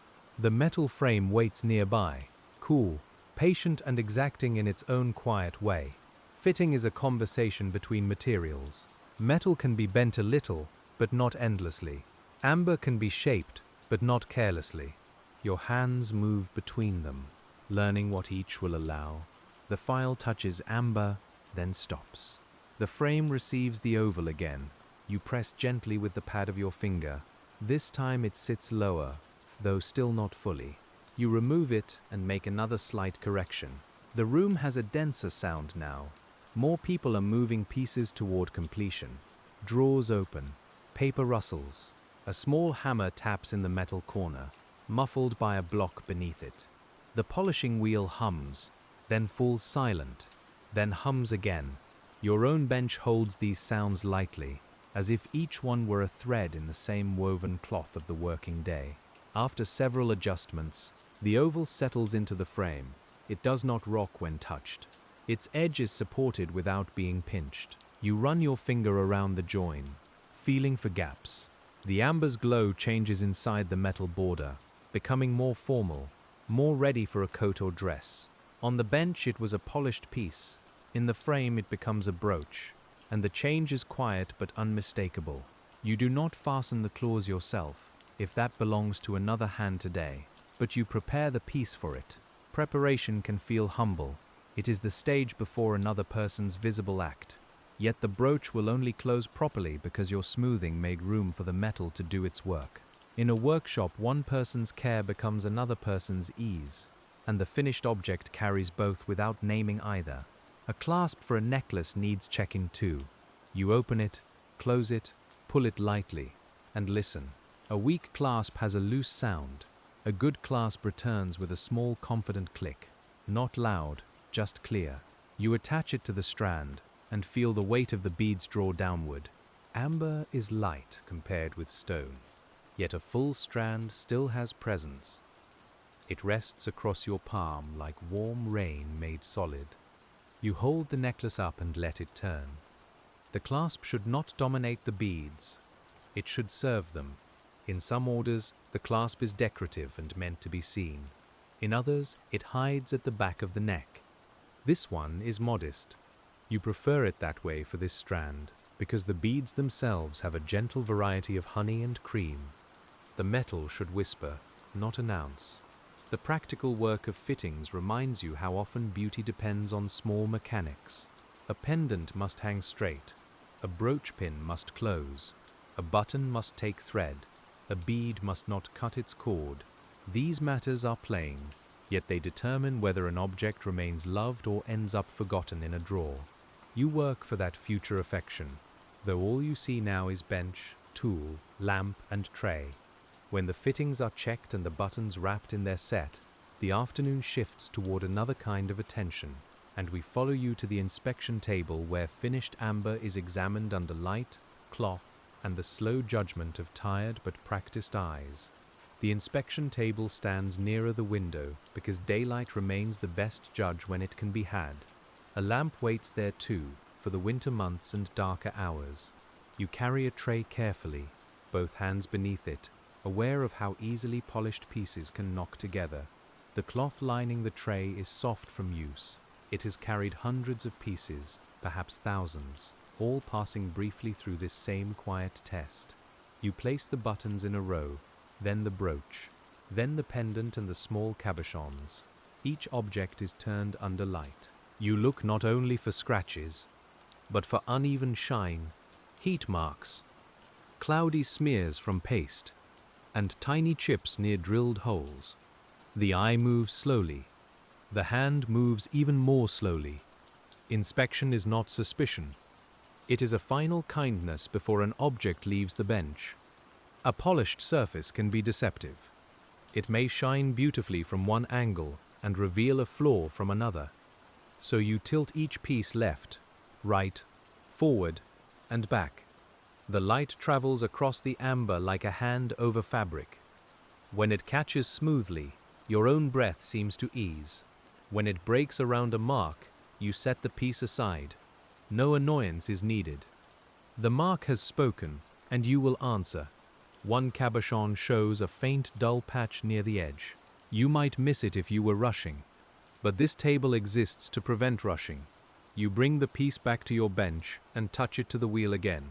Barely more than a breath of contact, then cloth, then inspection. The dull patch softens and disappears into the surrounding glow.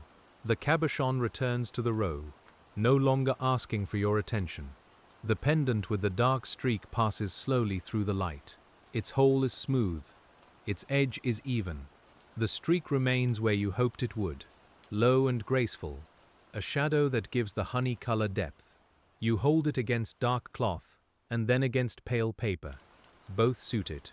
You imagine, only briefly, a cord passing through it and the pendant resting against a plain wool dress, warm against winter fabric. The buttons require touch as much as sight. You run a thread through the holes of one, then another. The thread slides cleanly. You rub each button against a scrap of cloth, testing whether any edge catches. They move smoothly. A person fastening a coat may never know these tests occurred, but the coat will feel better for them. That is enough. The ordinary wearer receives the work through ease. The brooch oval is checked in its setting. The metal edges are neat, and the amber has not been marked by fastening. You look closely where the claws meet the surface. No pressure line appears. The pin closes with a firm little sound. You turn it over, inspect the back and place it in its paper. It has become ready, not by a single grand act, but by many small refusals to hurry. At the table you also learn what the day's light has been hiding. A bead that seemed matched at the bench may now appear too dark. A repaired surface may keep a trace of old scratching that cannot be removed without thinning the piece too much. These decisions require honesty.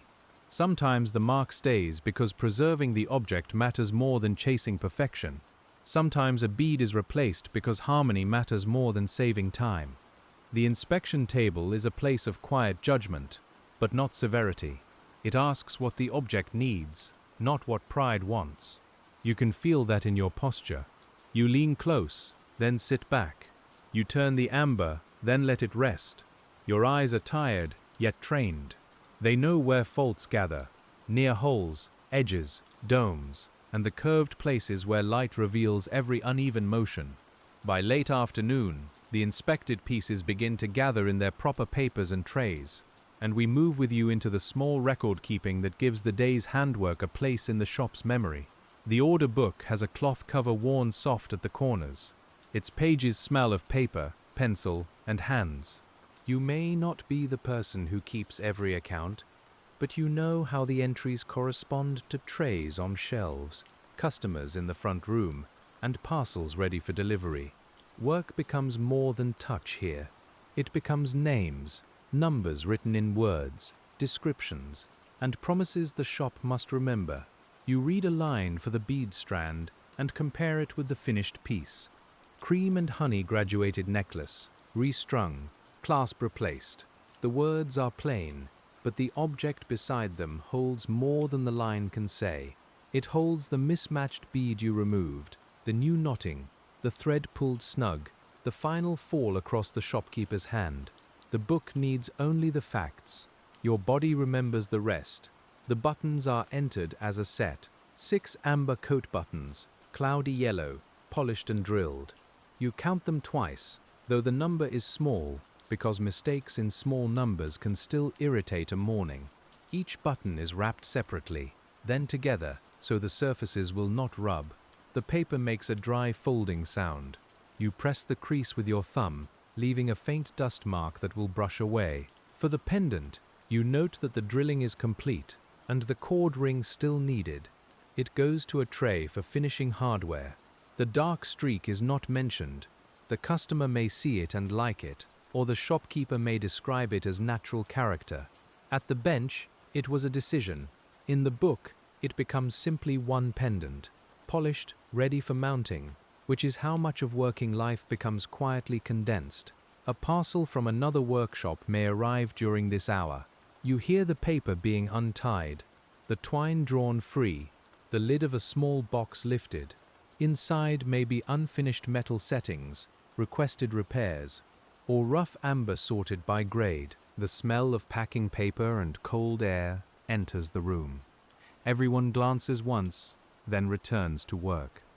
New tasks arrive without ceremony, joining the river of tasks already here. If rough amber arrives, it is weighed, inspected, and often discussed. You pick up one piece from the new lot and feel its surprising lightness. Its outer skin is dull, almost dirty, but at a chipped corner, a deep orange color shows. Another piece is too fractured for large work, though useful for small cabochons. The shopkeeper sorts with experience, but your hands contribute what they know. Touch gives information that words may miss. The amber trade in Riga is connected to the Baltic coast, to markets, to trains, to ships, and to families who have known the material for generations. Yet at this moment, the trade is a rough piece in your hand and dust on a table. Large systems become small at the bench. That is one reason the work feels bearable. You do not polish the whole trade. You polish this piece, then the next. The order book closes with a muted thump. The sound is satisfying because it gathers the day into something traceable. You return it to its place and carry the newly arrived rough pieces to a shelf. Tomorrow or the next day, they will be opened, shaped and judged. For now they wait in their paper, keeping whatever color they have hidden until a saw or file asks them to reveal it. As the record-keeping settles, the workshop returns to handwork once more, and we stay with you in the last strong light of the day, where a new rough piece is chosen only for inspection, not yet for completion. You choose the deep orange piece from the parcel, because its chipped corner keeps catching your eye. It is not large, but it has promise. The weathered outer crust looks brown and unkind, like a small stone picked from wet soil. You know better than to judge by that skin. Amber often hides itself under a dull surface, and part of your work is learning when a plain exterior may be worth opening. You hold it near the window, though the light is fading. The chipped corner glows like a coal seen through tea. You turn it slowly and search for cracks. One side shows a cloudy patch that may go deep. Another side feels smoother, perhaps naturally worn. You decide to make only a small test cut, enough to understand the color, not enough to commit the whole piece.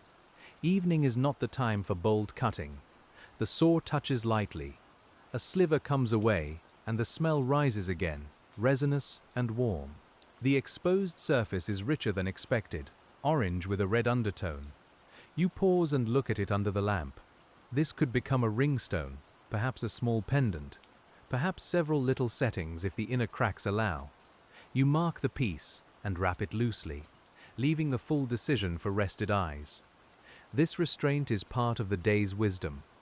Fatigue can make a person either too timid or too confident. You choose neither. You gather enough knowledge for tomorrow and stop. The piece goes into the morning tray with a pencil note. Deep orange, inspect for cracks. The note is practical, but it carries the small interest you felt when the color opened. Tomorrow, that interest will meet daylight. Near the stove, someone shakes out a cloth and folds it. The air catches a faint golden dust. You smell coal smoke, dry wool, and the lingering sweetness of amber. The workshop has grown warmer than the street by far, and leaving it will require a small inward preparation. But there is still work before coats. Tools must be checked, wheels covered, trays set back, and the floor cleared where dust has gathered. The floor near your bench shows the day's path. Fine dust, a few paper curls, a dropped thread end, tiny chips too small to rescue. You sweep gently, guiding debris into a pan. The broom has uneven bristles, and a smooth handle darkened by many hands.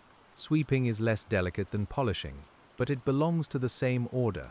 A good morning begins with a floor that has been given back to itself. You do not sweep harshly. Dust rises if offended. Instead, the broom moves low and slow. It gathers the fine amber powder with ordinary dirt from shoes and the black specks that come from stove and street. The mixture is not beautiful now, though part of it once was. This, too, is workshop truth. Craft leaves remains. Care includes knowing what to keep, what to reuse, and what to let go. The saved chips go into jars before the floor is swept. Small, useful offcuts are never left underfoot. You sort them quickly by eye, clear, cloudy, dark, pale. The jars catch the lamplight in muted colors, like preserves no one would eat. They line the shelf in patient rows.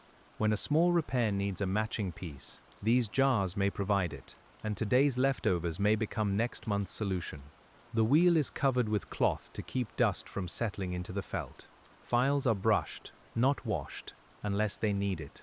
Sandpaper is stacked by roughness.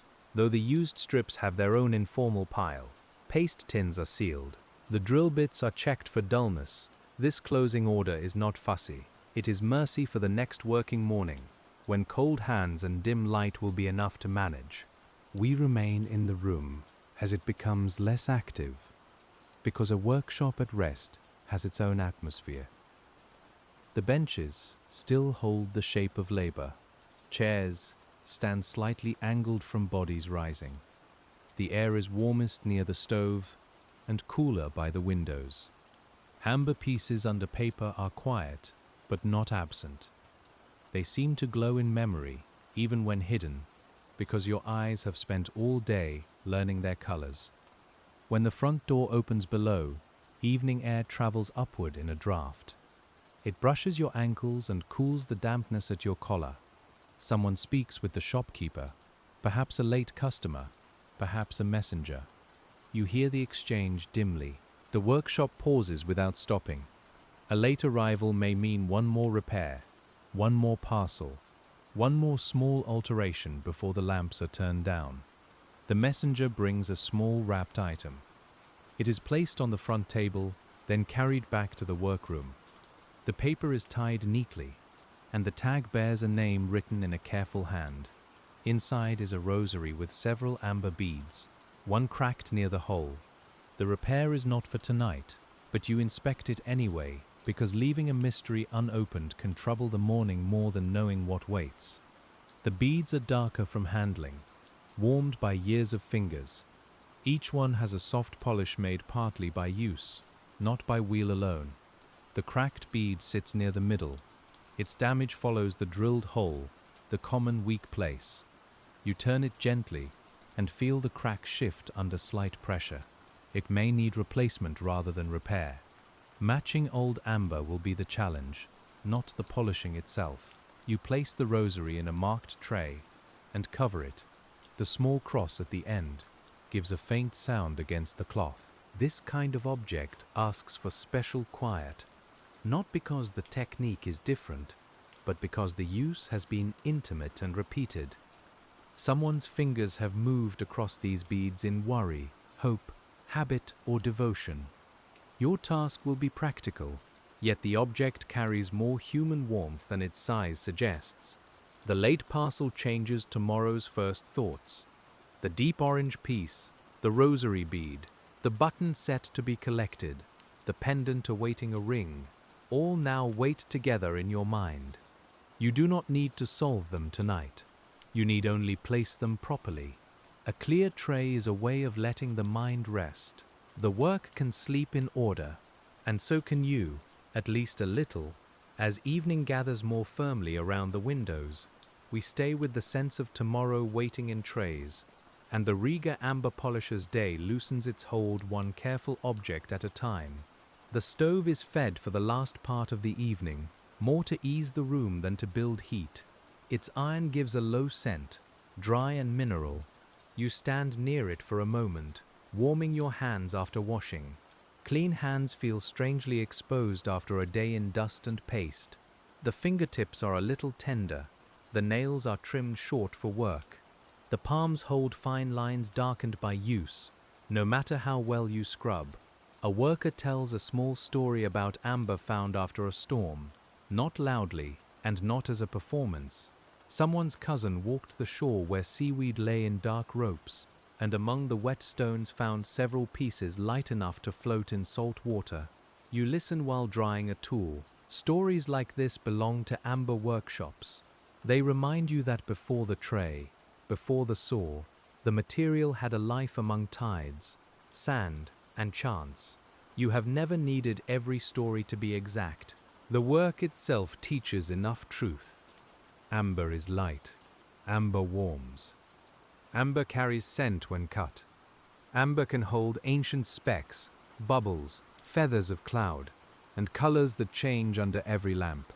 Whether found by a cousin after a storm or bought through a trader with careful accounts, it arrives at the bench asking the same thing from you. Patience in the hand. The room's shadows lengthen upward now. The undersides of shelves darken. The jars of chips lose their separate colors and become one muted row. A lamp near the front is turned down, and the glass case reflects the small movement of the flame or bulb. Finished pieces have been put away, but a few remain in view for the shopkeeper's final check. Their glow seems softer in evening, less like merchandise and more like stored warmth. You put on your coat, then remember one cloth left unfolded near the inspection table. You return for it, fold it twice, and set it on the shelf. Such small returns happen often at the end of work. The body starts to leave, then the eye finds one more thing: a cloth, a pencil, a tin not closed fully. The day releases you in stages, not with a single clean break. At the door you glance back again. The bench lamp is off now. Without its circle of light, your workplace looks both familiar and distant. The tools are shapes rather than instruments. The chair is just a chair. The covered trays give no hint of color, yet you know each one. Your memory supplies the amber glow beneath paper, the drilled holes, the polished domes, the pendant with its dark streak waiting for its ring. The stairwell receives you with colder air. Your steps descend in a slow pattern, and the wall beside you feels damp through the glove when your hand brushes it. Below, the street door opens onto Riga evening. The city has its own polish after rain, cobbles reflecting lamps, rails shining where trams have passed, windows bright in upper rooms. The workshop's amber glow seems to have followed you outside and spread thinly across wet stone. You walk with the unhurried fatigue of someone who has spent the day in close attention. Not exhaustion that empties the body, but a steady tiredness behind the eyes and in the shoulders. Your hands remain aware of themselves in your pockets. They remember holding small things. They remember pressure, warmth, and release. When a tram bell sounds down the street, it reaches you softly, as if through cloth. The Dorgava lies somewhere beyond the streets, broad and dark, carrying reflections of lamps and warehouses. Riga's port has known many goods: timber, grain, fish, cloth, machinery, and amber among them, moving through hands and ledgers and weather. You are one worker in that movement. Your part is not large, but it is exact. You take rough resin and give it surfaces that hands will trust, and that is enough work for a life's day. At home, the smell of the workshop may still be in your sleeves. Warm resin, paste, dust, a little coal smoke. You hang the coat and notice it more in the quiet of the room. If you wash again, the water may turn faintly cloudy at first. The hands loosen in warm water, and the fingertips soften. Even then, one small speck of amber dust may remain near a nail, bright as pollen under lamplight. The night's rest comes with ordinary thoughts. Bread, accounts, weather, a neighbor's voice, the bead that must be matched for the rosary. You may think of the dark orange piece and wonder what it will become. The thought does not hurry you. It waits at the edge of sleep, like a wrapped parcel on a shelf. In the morning, light will open it again, and your hands will decide more than your mind can decide tonight. Morning returns with rain tapping the window, and we find you again at the RIGA Amber workshop, where the rosary repair waits under cloth, and the day begins with the soft gravity of an object already worn by another person's devotion. The rosary is unwrapped carefully. Its beads lie in a loop, darker than many new pieces, polished by fingers over years. The string has stretched, and the metal links show wear near the joins. You lift the cracked bead and turn it under the window light. The crack runs from one hole outward, thin but real. If you leave it, the bead may split later. If you force a repair, it may fail sooner. Matching is the first task. You bring out jars of saved beads and small dark pieces. New amber rarely looks exactly like old-handled amber because touch changes the surface. Oils from skin, cloth, air, and time all soften the shine into something deeper. You search for color, size, and feeling. Not color alone. The replacement must not draw attention to itself when fingers pass over the rosary in sequence. Several beads are close, but not right. One is too red, one is too clear. One has the proper darkness but feels too large between the fingers. You set them beside the rosary and look away, then back again. The correct bead should settle into the strand without asking to be noticed. This kind of matching can take longer than polishing a new piece, because the goal is not brightness, but belonging. You find a bead in the saved dish, scratched and dull, with promise beneath the wear. It is slightly too large, but the color is near. You roll it under your thumb. The surface has old marks that can be softened without making it look new. That is what the repair needs. A bead polished to a fresh, high gloss would sit among the others like a newly painted door in an old hallway. The bead is mounted for slight reshaping. You reduce its size with fine paper rather than a coarse file, because the change needed is modest. The paper whispers. The bead turns. A little dust appears, darker than pale yellow amber dust, more brown at the edge. You check often against the rosary. The work is a slow approach toward likeness, and every pause prevents you from taking away too much. The old cracked bead remains on the cloth. You keep it nearby as a reference, not as waste. Its shape, color, and whole wear guide you. The replacement must echo it without pretending to be it. This is the humility of repair. You are not erasing the fact that something broke.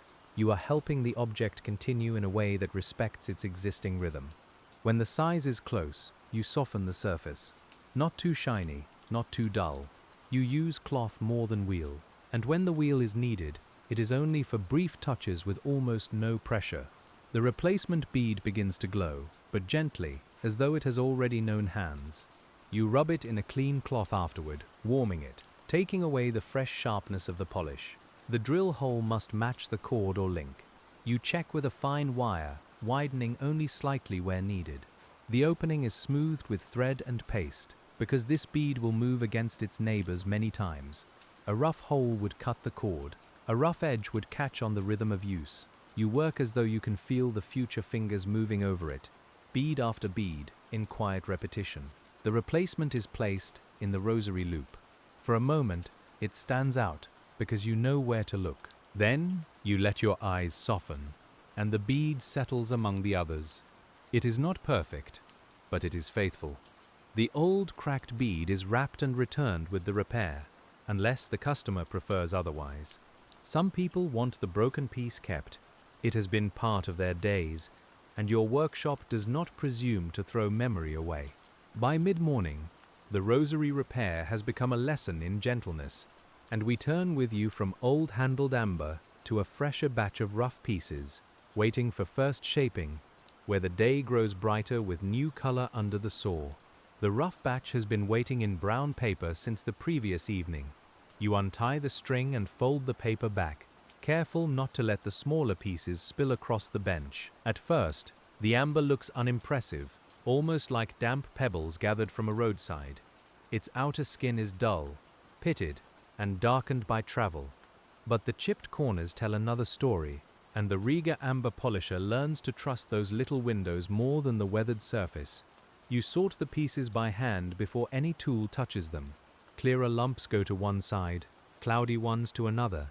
Pieces with heavy cracks make their own small group, not rejected, only understood differently. The table grows into a quiet map of possibilities. A large piece may become a pendant, a narrow strip may become inlay, a fractured lump may still yield beads. Your hand moves steadily, and each decision has the modest weight of use. The deep orange piece from yesterday waits among them, still marked for closer inspection. In morning light, it seems less secretive. The red undertone remains, but the cloudy patch has sharpened into a line that may limit the cut. You hold it near the window and turn it slowly. The light enters at one angle and refuses another. This is how amber speaks, not in certainty, but in invitations and cautions that your fingers learn to hear. A small bowl of water sits near the bench for cleaning dust and dampening paper. Some workers use water to help judge a surface, letting it darken the amber for a brief glimpse of what polish might reveal. You wet the orange piece with a fingertip. Its color deepens at once, almost too beautifully, and then begins to dull as the water thins. You smile only inwardly. Wet amber is generous, but it does not promise final polish. You mark the safest line for cutting. The goal is to avoid the crack while preserving enough body for a rounded face. You could force a larger shape, but the floor would remain waiting inside it. Better to accept a smaller pendant than make a larger disappointment. This is not a grand moral lesson at the bench. It is simply the practical kindness of letting the material become what it can truly support. The saw begins its whisper. Orange dust gathers finer and darker than pale amber dust, with a faint warm smell that rises in soft breaths. You keep the piece low against the support. Sawing too high makes it chatter. Sawing too fast invites chips. The blade moves with patient strokes, and the workshop around you settles into the same rhythm, as if the room has remembered how this morning is meant to go. The first cut opens the color fully. It is rich, almost red at the thick edge, but honeyed where the section thins. You hold the fresh face near the window, then under the lamp, comparing the truth of each light. The crack has remained outside the main body. That is good. The piece will be smaller than hoped, yet sound. You set the rejected sliver aside, because even the sliver may hold some little future. You trim the second side and begin rough shaping. The piece is now a short oval, thick enough to dome. The file takes down the saw marks, rasping softly. It leaves a matte surface behind, so the color retreats again under dullness. You have seen this retreat many times. It no longer disappoints you. The amber is not losing its glow. It is simply passing through the necessary plainness before shine returns.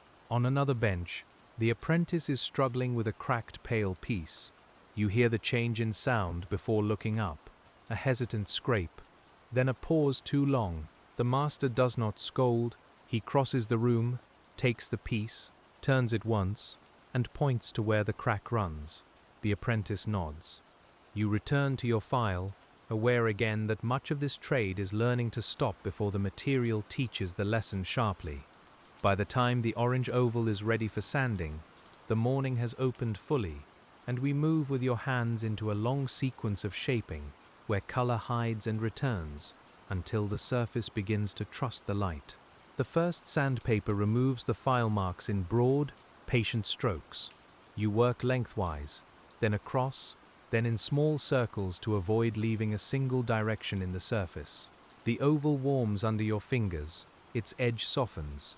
The crack that worried you is gone from the main body, though the memory of it keeps your pressure careful. We stay with that care, because it is where the true work of the RIGA Amber Polisher lives. A strand of hair falls near your face, and you tuck it back with the side of your wrist, not wanting dust on your skin. The room smells of damp paper, warm resin, and the faint smoke of the stove. Outside, wagon wheels or motor tires pass over wet stones, their sounds softened by the window. You are aware of the street, but not pulled by it. The amber in your hand asks for your whole near attention. You change to finer paper and dampen it slightly. The oval darkens. Now the red undertone shows again, spreading beneath the surface like a quiet ember. You do not press harder when you see it. That is a temptation. The beauty appearing can make the hand eager, and eagerness can spoil a curve. So you slow down, letting the finer grit speak in its own small voice, removing scratches rather than making wishes. The pendant is checked against your thumb. The dome must rise naturally from the edge. If it rises too suddenly, it feels clumsy. If it stays too flat, the color has less depth. You do not measure every part with a tool. Some of it is judged by sight, some by touch, some by experience stored in the hand. A good curve feels calm. It gives the thumb no surprise as it travels across. The workshop's pace is full now, a bow drill sighs. A drawer closes, paper tears in the front room. Someone pours tea and the cup knocks gently against its saucer. These sounds do not interrupt you, they keep you company. A sleep listener drifting near the edge of dreams might hear them as one soft room of labor, and that is close to how it feels when you have been there for years.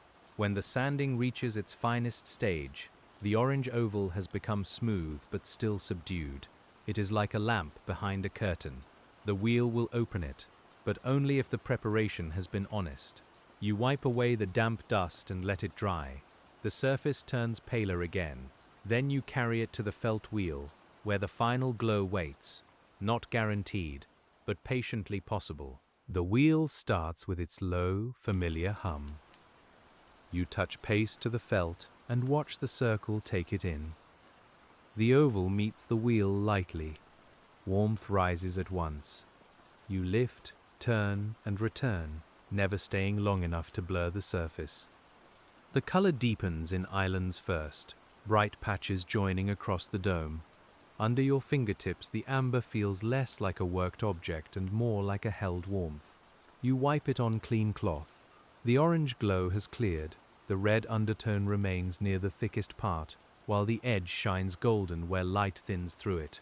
You hold the pendant close to the window, and the morning seems to pass into it. There is pleasure in this, though it stays quiet. The plain lump from the parcel has become something someone might choose, and your hands were the bridge. The drilled hole can wait until the shape's purpose is confirmed. It may be set in metal rather than corded directly. You place it on the velvet tray with a note. Orange oval, sound, possible pendant or ringstone.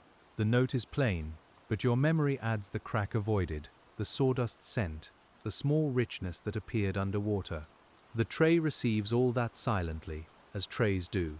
With the orange oval resting, the day turns toward grading the remaining rough amber, and we stay at the bench as your hands sort the batch into futures no customer can yet see. Grading rough amber is partly practical and partly imaginative.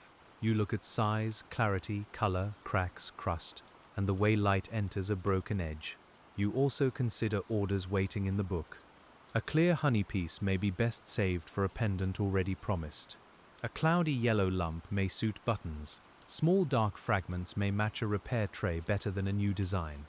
Every piece is itself, but it also belongs to a queue of needs. You pick up a pale piece that looks almost chalky.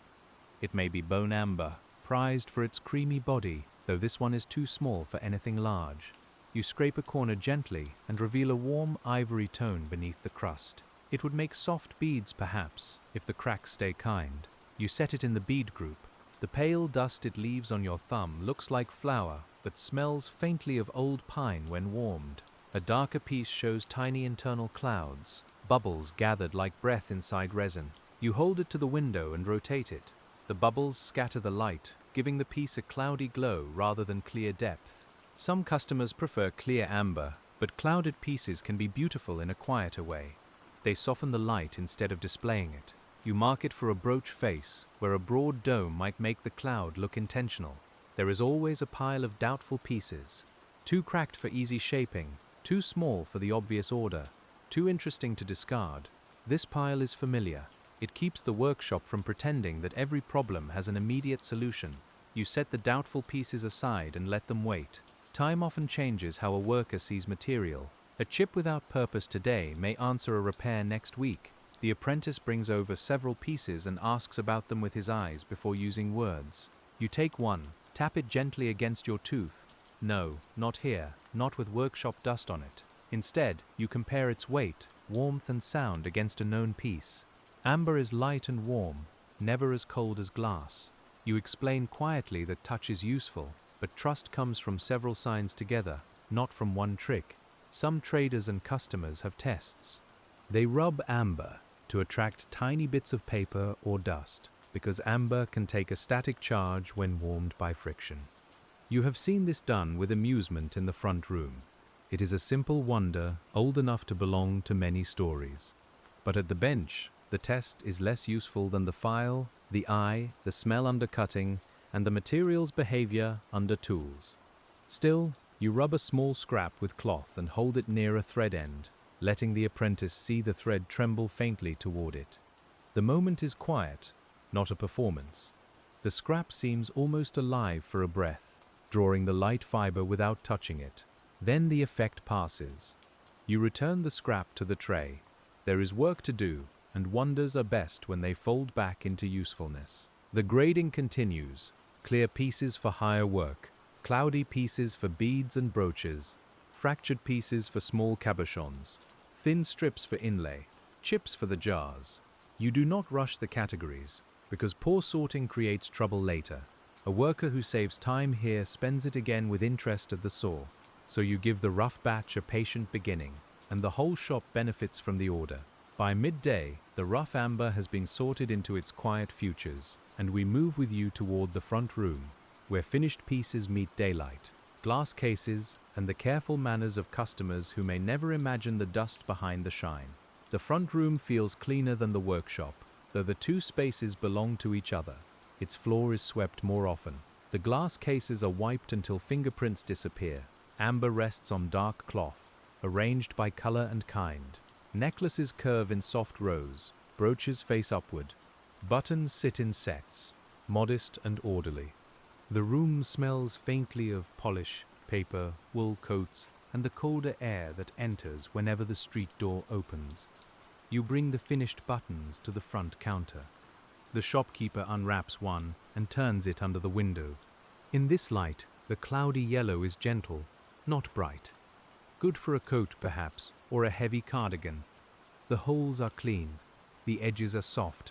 He nods without ceremony. That nod is enough. A quiet job gives many of its approvals silently, through a piece accepted and a tray moved to the proper shelf. A customer enters while you are still there, and you step slightly aside, not hiding, just returning to the worker's edge of the room. The customer's gloves are damp from the weather. She looks into the case, and the shopkeeper lifts a necklace for her to see. The beads pass over his hand in a warm line. You recognize the strand. You restrung it yesterday. The replaced bead sits properly now, unnoticed because it belongs. You watch only briefly. There is no need to stare. Yet it is useful to see how a customer handles amber, how fingers first test weight, then surface, then color against skin or cloth. The necklace catches the front window's pale light differently than it did on your bench. It looks more finished here, more social, ready to leave the disciplined world of tools and enter the softer disorder of someone's life.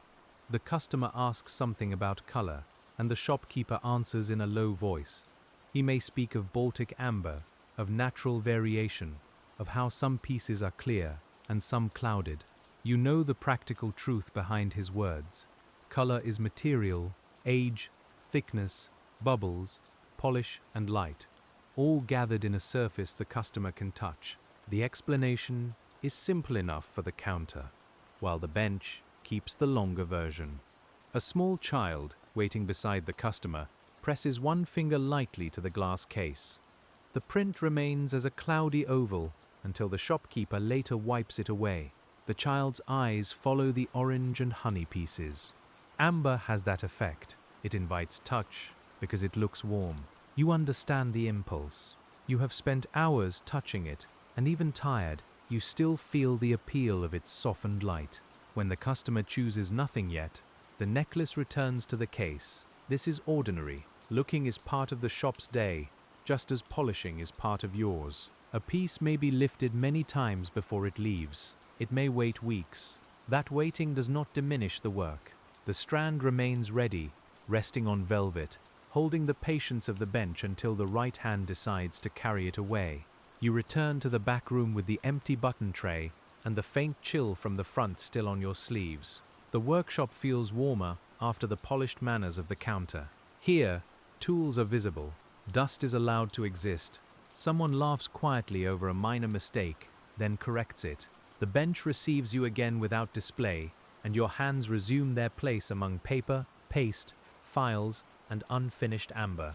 The front room has reminded us where the objects go, and now we settle back into the worker's side of the wall, where another row of pale beads waits for shaping beneath the quieter light. Pale amber beads require cleanliness in the work. Dark paste, dirty cloth, or careless dust can mark them in ways that show more readily than on honey pieces. You clear the area before beginning. Fresh cloth, clean paper, a wiped holder. The pale rough pieces lie like bits of old cream on the bench, each one needing a roundness that will feel pleasant in the hand and look calm in a strand. The first bead blank is not perfectly square, not perfectly round, only roughly cut. You mount it and begin shaping with a file, turning it often. Bead making can seem simple from the outside, but a true roundness is demanding. The eye notices imbalance quickly when several beads sit together. A single bead may charm with irregularity, but a strand asks for a repeated softness, a family resemblance from piece to piece. Your file moves in shorter strokes than it would on a pendant. The bead turns between strokes, and the surface becomes faceted at first, a little many-sided object pretending toward roundness. Then the facets are softened by paper. The transition is pleasing. Sharp planes become mild curves. The bead loses its corners. Under your thumb, it begins to feel less made and more found, though you know every stage that brought it there. The pale amber gives off a lighter dust. It clings to the cloth and makes your fingertips look dry. The smell is the same warm resin, though gentler, as if filtered through milk. You do not overheat it. Pale material can show marks from too much friction, and a spoiled patch may dull the whole bead. So you work slowly, letting the bead cool after each stage, and the room's rhythm supports that patience. A row of bead blanks becomes a row of near beads. None is finished, but all have approached the same shape. You compare them in your palm, feeling size more than measuring it. The hand is a good scale for small differences. You close your fingers lightly and feel which bead protrudes, which one hides, which one has an edge that should not be there. Then you return to paper and make the correction. The drill comes after shaping, though some workers prefer earlier stages depending on method. You choose the order that gives the best control for this set. Each bead is marked at its center, then opened slowly. Pale dust rises from the hole. You clear the bit often. The bead is small, and the hole must be honest. A crooked line will announce itself later when the strand refuses to sit with grace. There is a softness in making beads, because each one is both individual and not. You give each bead full attention, then ask it to join others without standing apart. That balance feels familiar in a workshop. Every worker has a bench, a task, a pair of hands, and yet the day's production depends on all of them moving in relation. A good strand and a good shop both need difference held in order. The drilled pale beads are sanded again, especially around the openings. You use a fine twist of paper, then thread with paste, then cloth. The motions are tiny, your eyes narrow from concentration. After several beads, you sit back and let your gaze rest on the window frame. Rain has gathered there in thin lines. One drop slips down the glass slowly, and for a moment it moves with the same patience as your hand. By the time the pale beads are ready for first polish, the afternoon has softened the room, and we follow your hands back to the felt wheel, where the smallest surfaces ask for the lightest touch. Small beads can vanish from careless fingers. You hold each one with a little grip, or mount it, depending on its size. The wheel turns steadily, and the bead meets it for only a moment at a time. The felt brushes the surface. You lift away. Turn. Touch again.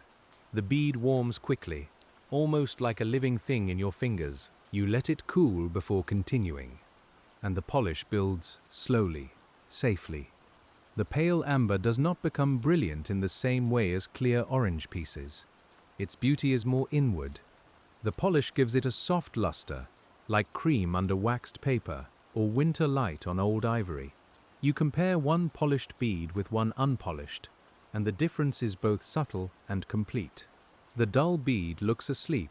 The polished one looks awake, though still quiet. That quietness suits the material. You polish several beads and lay them in order. Their surfaces catch the light as small, mild moons. The strand they will form may not be flashy, but it will have calm presence. Someone may choose it for precisely that reason. Not every wearer wants bright fire. Some want a softness near the skin, a warmth that does not insist on being seen from across the room. Your work makes room for that taste too. The felt wheel grows dirty, and you pause to clean it. Pale work requires a clean surface, or darker residue may cloud the finish. You scrape and brush the wheel gently, then add fresh paste. Maintenance is folded into making. Tools are never separate from results. A neglected wheel writes its neglect on every piece it touches, and a careful worker reads the tool as closely as the amber. Your hands repeat the sequence until the row is finished. The body enters a kind of calm concentration that is not quite thought and not quite absence. You are aware of pressure, heat, sound, and light. You are not planning much beyond the next bead. This is one of the reasons such work can soothe the mind.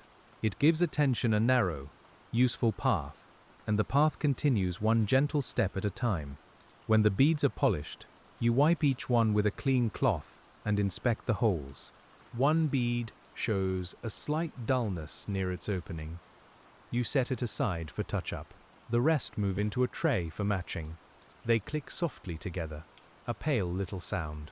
You count them in words under your breath, not loudly, just enough to keep the set complete, while the workshop's other sounds flow around you.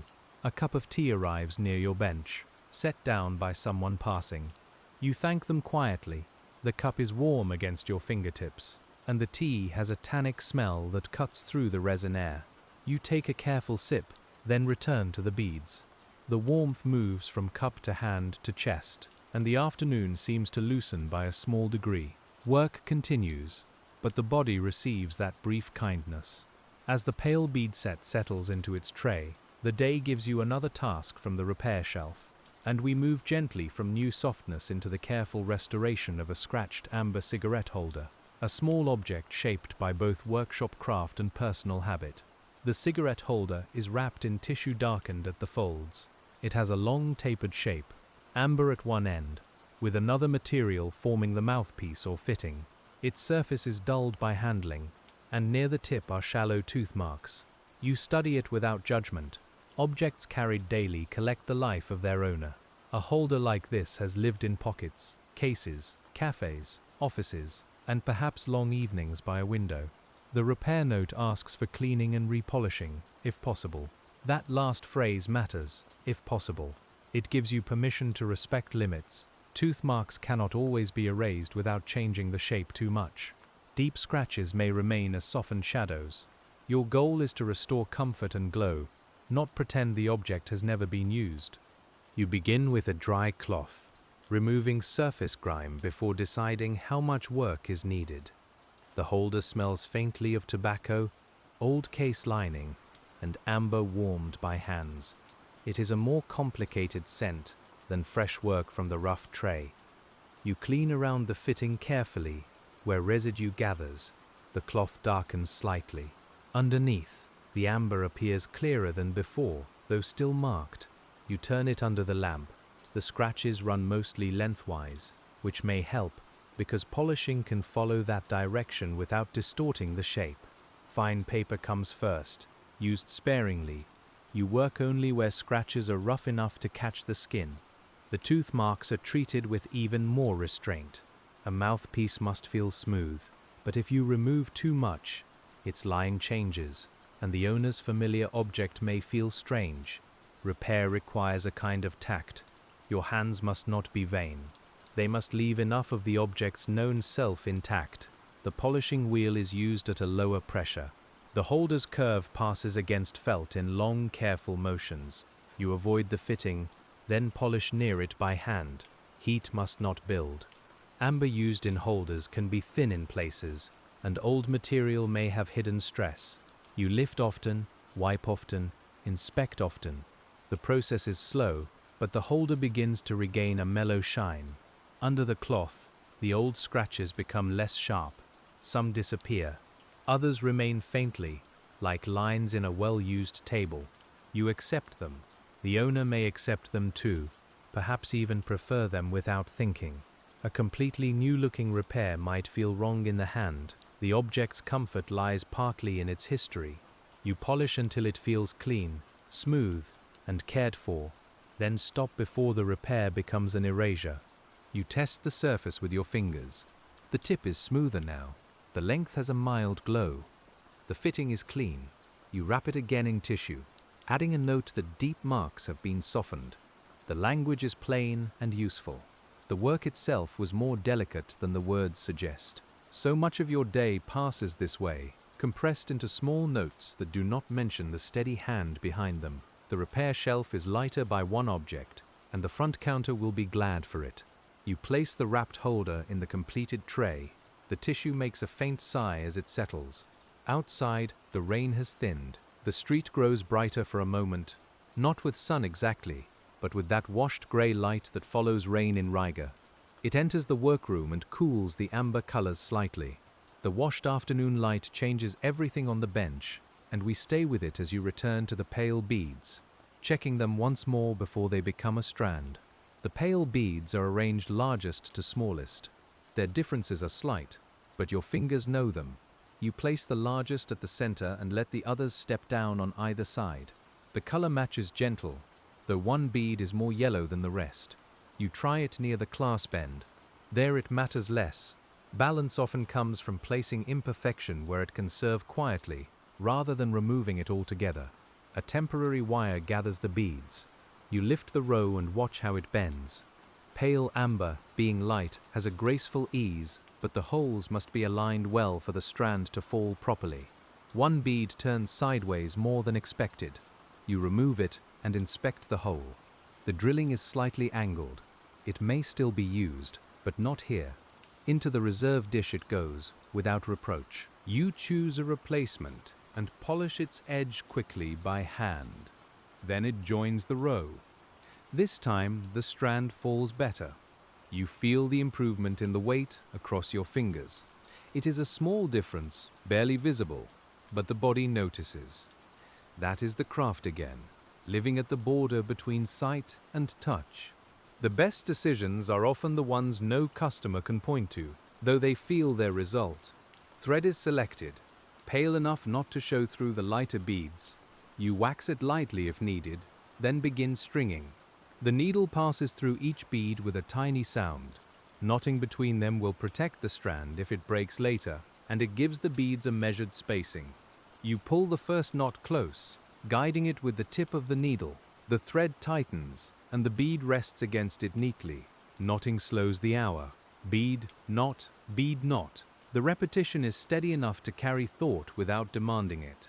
Your mind drifts to the rain outside, to the orange oval, to the repaired rosary, then returns to the thread before the next knot closes. This drifting is not carelessness. It is the natural breathing of attention during familiar work, widening and narrowing while the hands remain faithful. The strand grows across the cloth. Pale beads gather like a quiet row of small moons. You check the sequence after every few knots, because reversing a mistake later costs more time. The thread slides over your fingers, smooth and slightly waxy. The beads click softly when lifted, then fall into silence when laid down. The room's sounds seem to make space for this delicate work. Near the end, the clasp is attached. You test it before tying the final knots. Open, close, pull gently. The clasp holds. You secure the thread and hide the end as neatly as possible. Then you lift the finished strand. It curves well, pale and calm, with no bead shouting above the others. Against the dark cloth, it looks almost luminous. Against your palm, it warms quickly, becoming less object and more companion. The shopkeeper will inspect it later, but you already know it has come together. Not perfectly, perhaps, because handmade things rarely live in mathematical perfection, but with the softness the material asked for. You lay it in a tray and cover it. The act of covering is tender, as if the strand has earned rest after becoming itself through so many small passages of hand and tool. The afternoon is thinning now, and the RIGA Amber workshop begins its gradual turn toward evening tasks. But one more set of rough fragments waits beside your bench, asking only to be opened, sorted, and understood before the day lets them sleep. The rough fragments can wait now, because the room has entered that gentle hour when even useful work knows how to loosen its hold. You draw the cloth over them and let the tray rest at the side of the bench, not forgotten, only placed into quiet. The amber beneath the cloth keeps its hidden colors without asking for light, and your hands, tired from dust, thread, paper, and polish, accept the small mercy of stopping. You clean the bench with slow strokes of the brush. Fine golden powder gathers in a pale line, mixed with darker specks from paste and floorboards. The files are returned to their cloth wrap, the drill bits to their narrow place, the sandpaper stacked by touch more than sight. The wheel is still now, and without its hum the workshop seems wider, as if all day it had been breathing with you and has finally let out one long breath. The lamp over your bench is lowered last. Before it dims, it touches the covered trays, the folded cloth, the closed tin of paste, and the faint shine along the edge of one finished bead that escaped the paper's shadow. Outside, Riga has gone soft with evening, its wet stones holding the lamps in broken lines, its tram bells farther away now, its river air moving cold between buildings. Inside, the amber workshop keeps a warmer silence. You put on your coat and feel the weight of the day settle kindly across your shoulders. Your fingers still remember the oval pendant, the pale beads, the repaired rosary, and the small buttonholes smoothed for thread, though none of them needs anything more from you tonight. They have been left in order. They will sleep in drawers, trays, paper, and velvet, carrying their light quietly until another hand lifts them. At the door you turn once more, because a workshop deserves that last look.